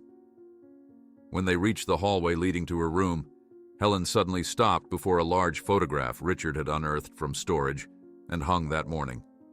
A black and white image of Helen and Frank on their wedding day. Helen's breath caught audibly. She reached toward the image, her fingertips brushing the glass over Frank's smiling face. For a long moment, she stood completely still, transfixed by the photograph. Then she turned to Richard with unexpected clarity in her eyes. "Am I home, Richard? Truly home?" "Yes, Mom," he answered, his voice thick with emotion. "You're home now." Helen's gaze returned to the photograph. "Is Frank here?" The question hung in the air, laden with layers of meaning that transcended simple geography. Richard hesitated, searching for the right response to a question that had no perfect answer. "In a way," he finally said. "Not physically, but in the memories this house holds, in the photographs, in the life you shared together." Helen nodded slowly, processing his words with surprising comprehension. Then she turned to face Richard directly, with one of those moments of startling lucidity that had become more frequent since the Umbrella Project began. "I'm home, aren't I? Frank is here." The repetition broke something open in Richard. He stepped forward and carefully embraced his mother for what Emily realized might be the first time in years. "Yes, Mom," he whispered. "You're home. And in a way, Dad is always here." The days that followed were a careful dance of adjustment. Helen explored the house with varying degrees of recognition, sometimes navigating confidently, other times becoming disoriented in the hallway between her bedroom and the kitchen.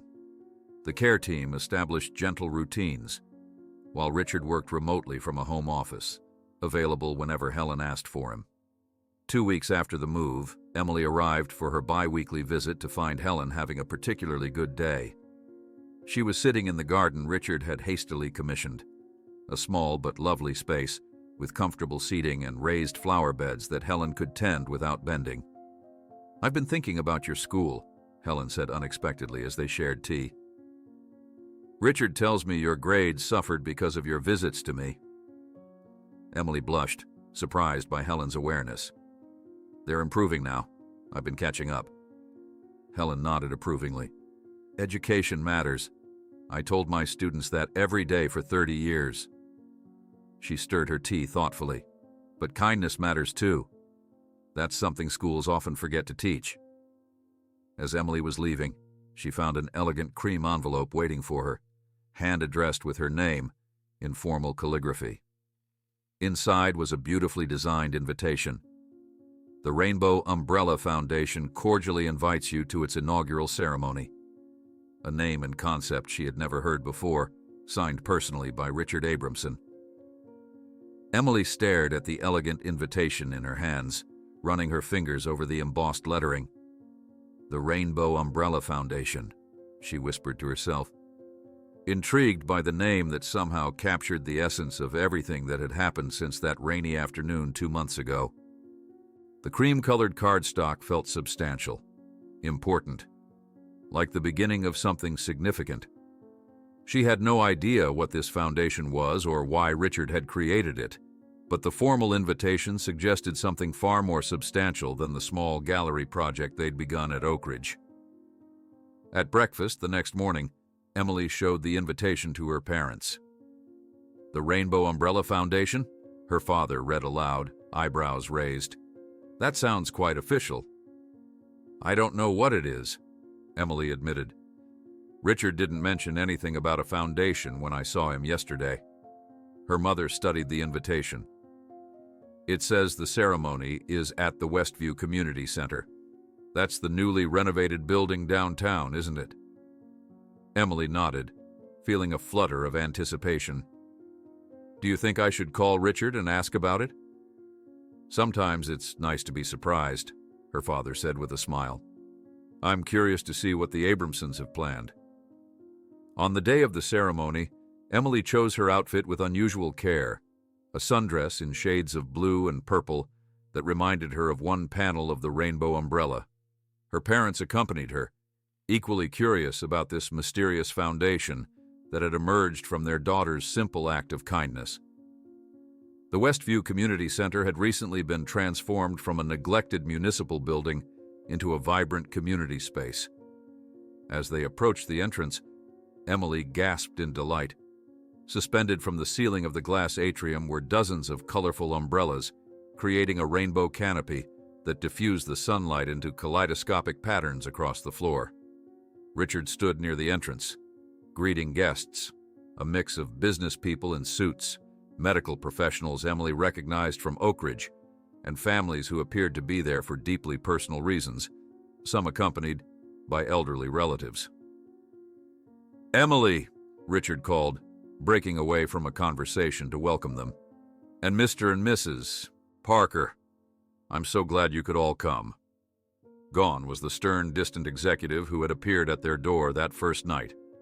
This Richard moved with a relaxed confidence, his smile genuine, his handshake warm.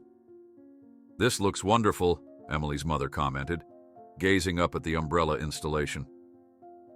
"But I must admit we're quite curious about what exactly the Rainbow Umbrella Foundation is." Richard's eyes twinkled. "All will be explained shortly.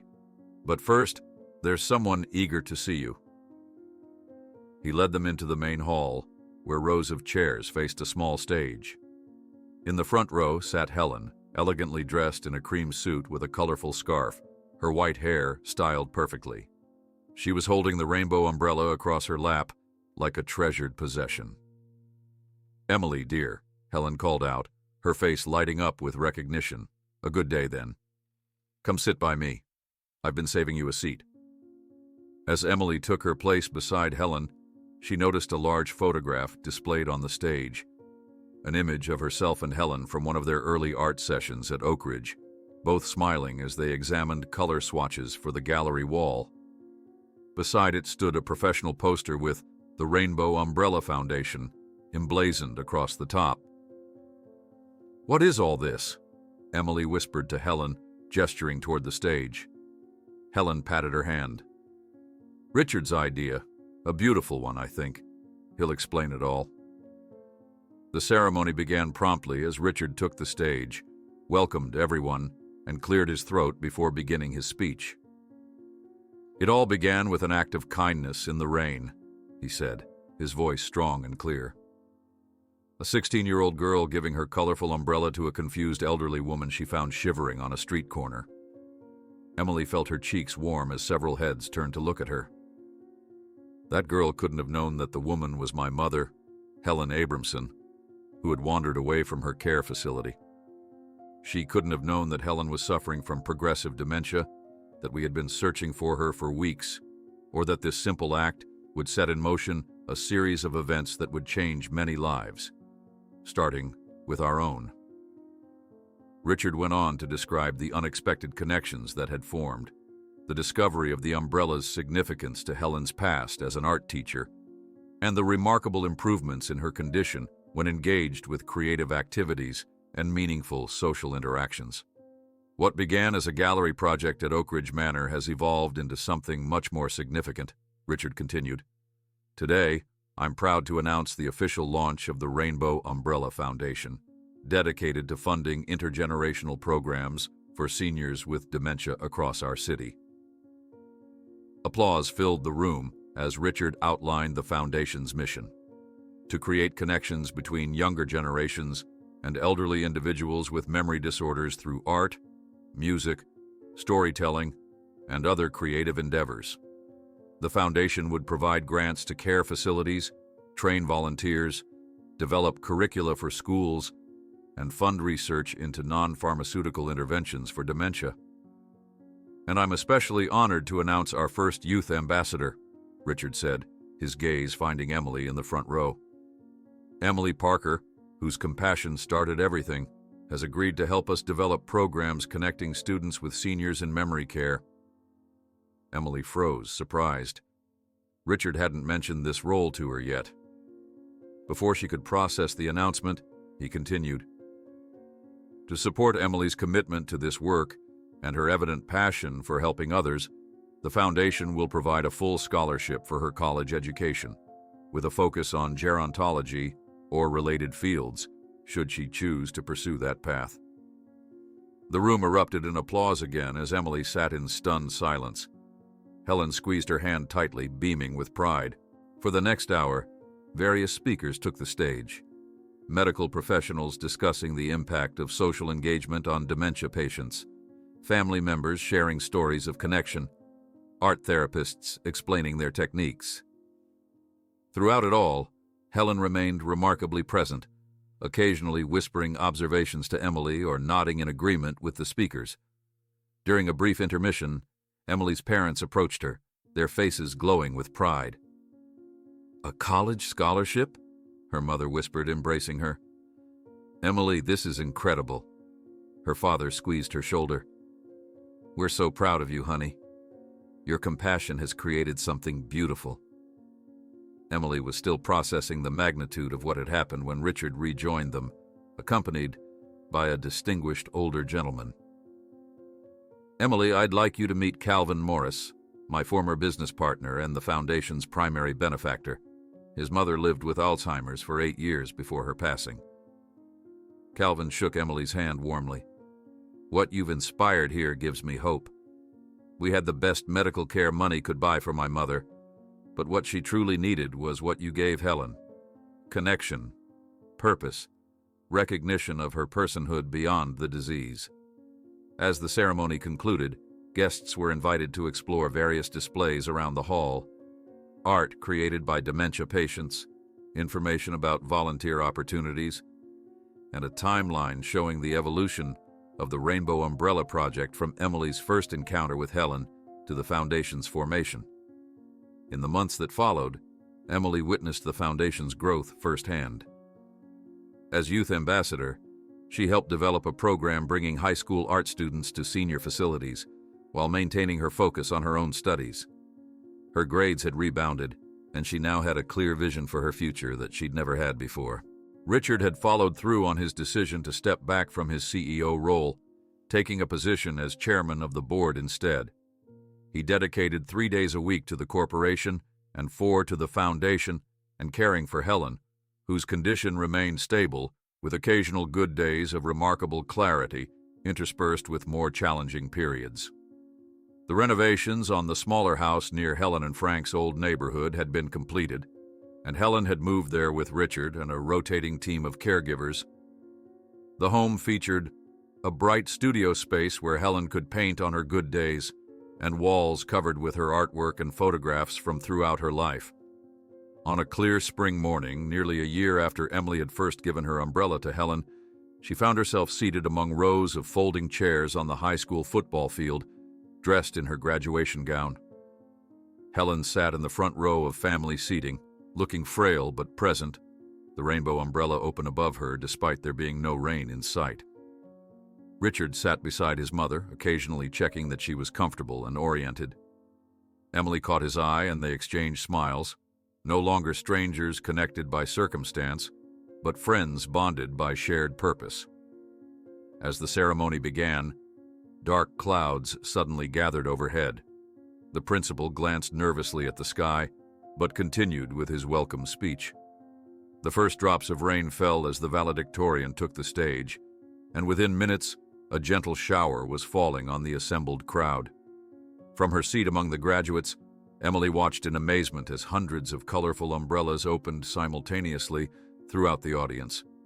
Rainbow-patterned umbrellas that had been distributed by Foundation volunteers before the ceremony, a surprise that Richard had planned in case of rain. When it was Emily's turn to receive her diploma, she paused at the microphone where graduates could share brief remarks. Looking out at the sea of colorful umbrellas, with Helen's being the original that had started it all, Emily felt a wave of emotion. "Sometimes we need to get soaked to change lives," she began, her voice clear despite her racing heart. As she concluded her brief speech, her eyes found Helen's in the audience. "The kindness we offer is never wasted, even when it seems to get lost in the storm. Sometimes it just needs to find its way home, like a colorful umbrella in the right hands."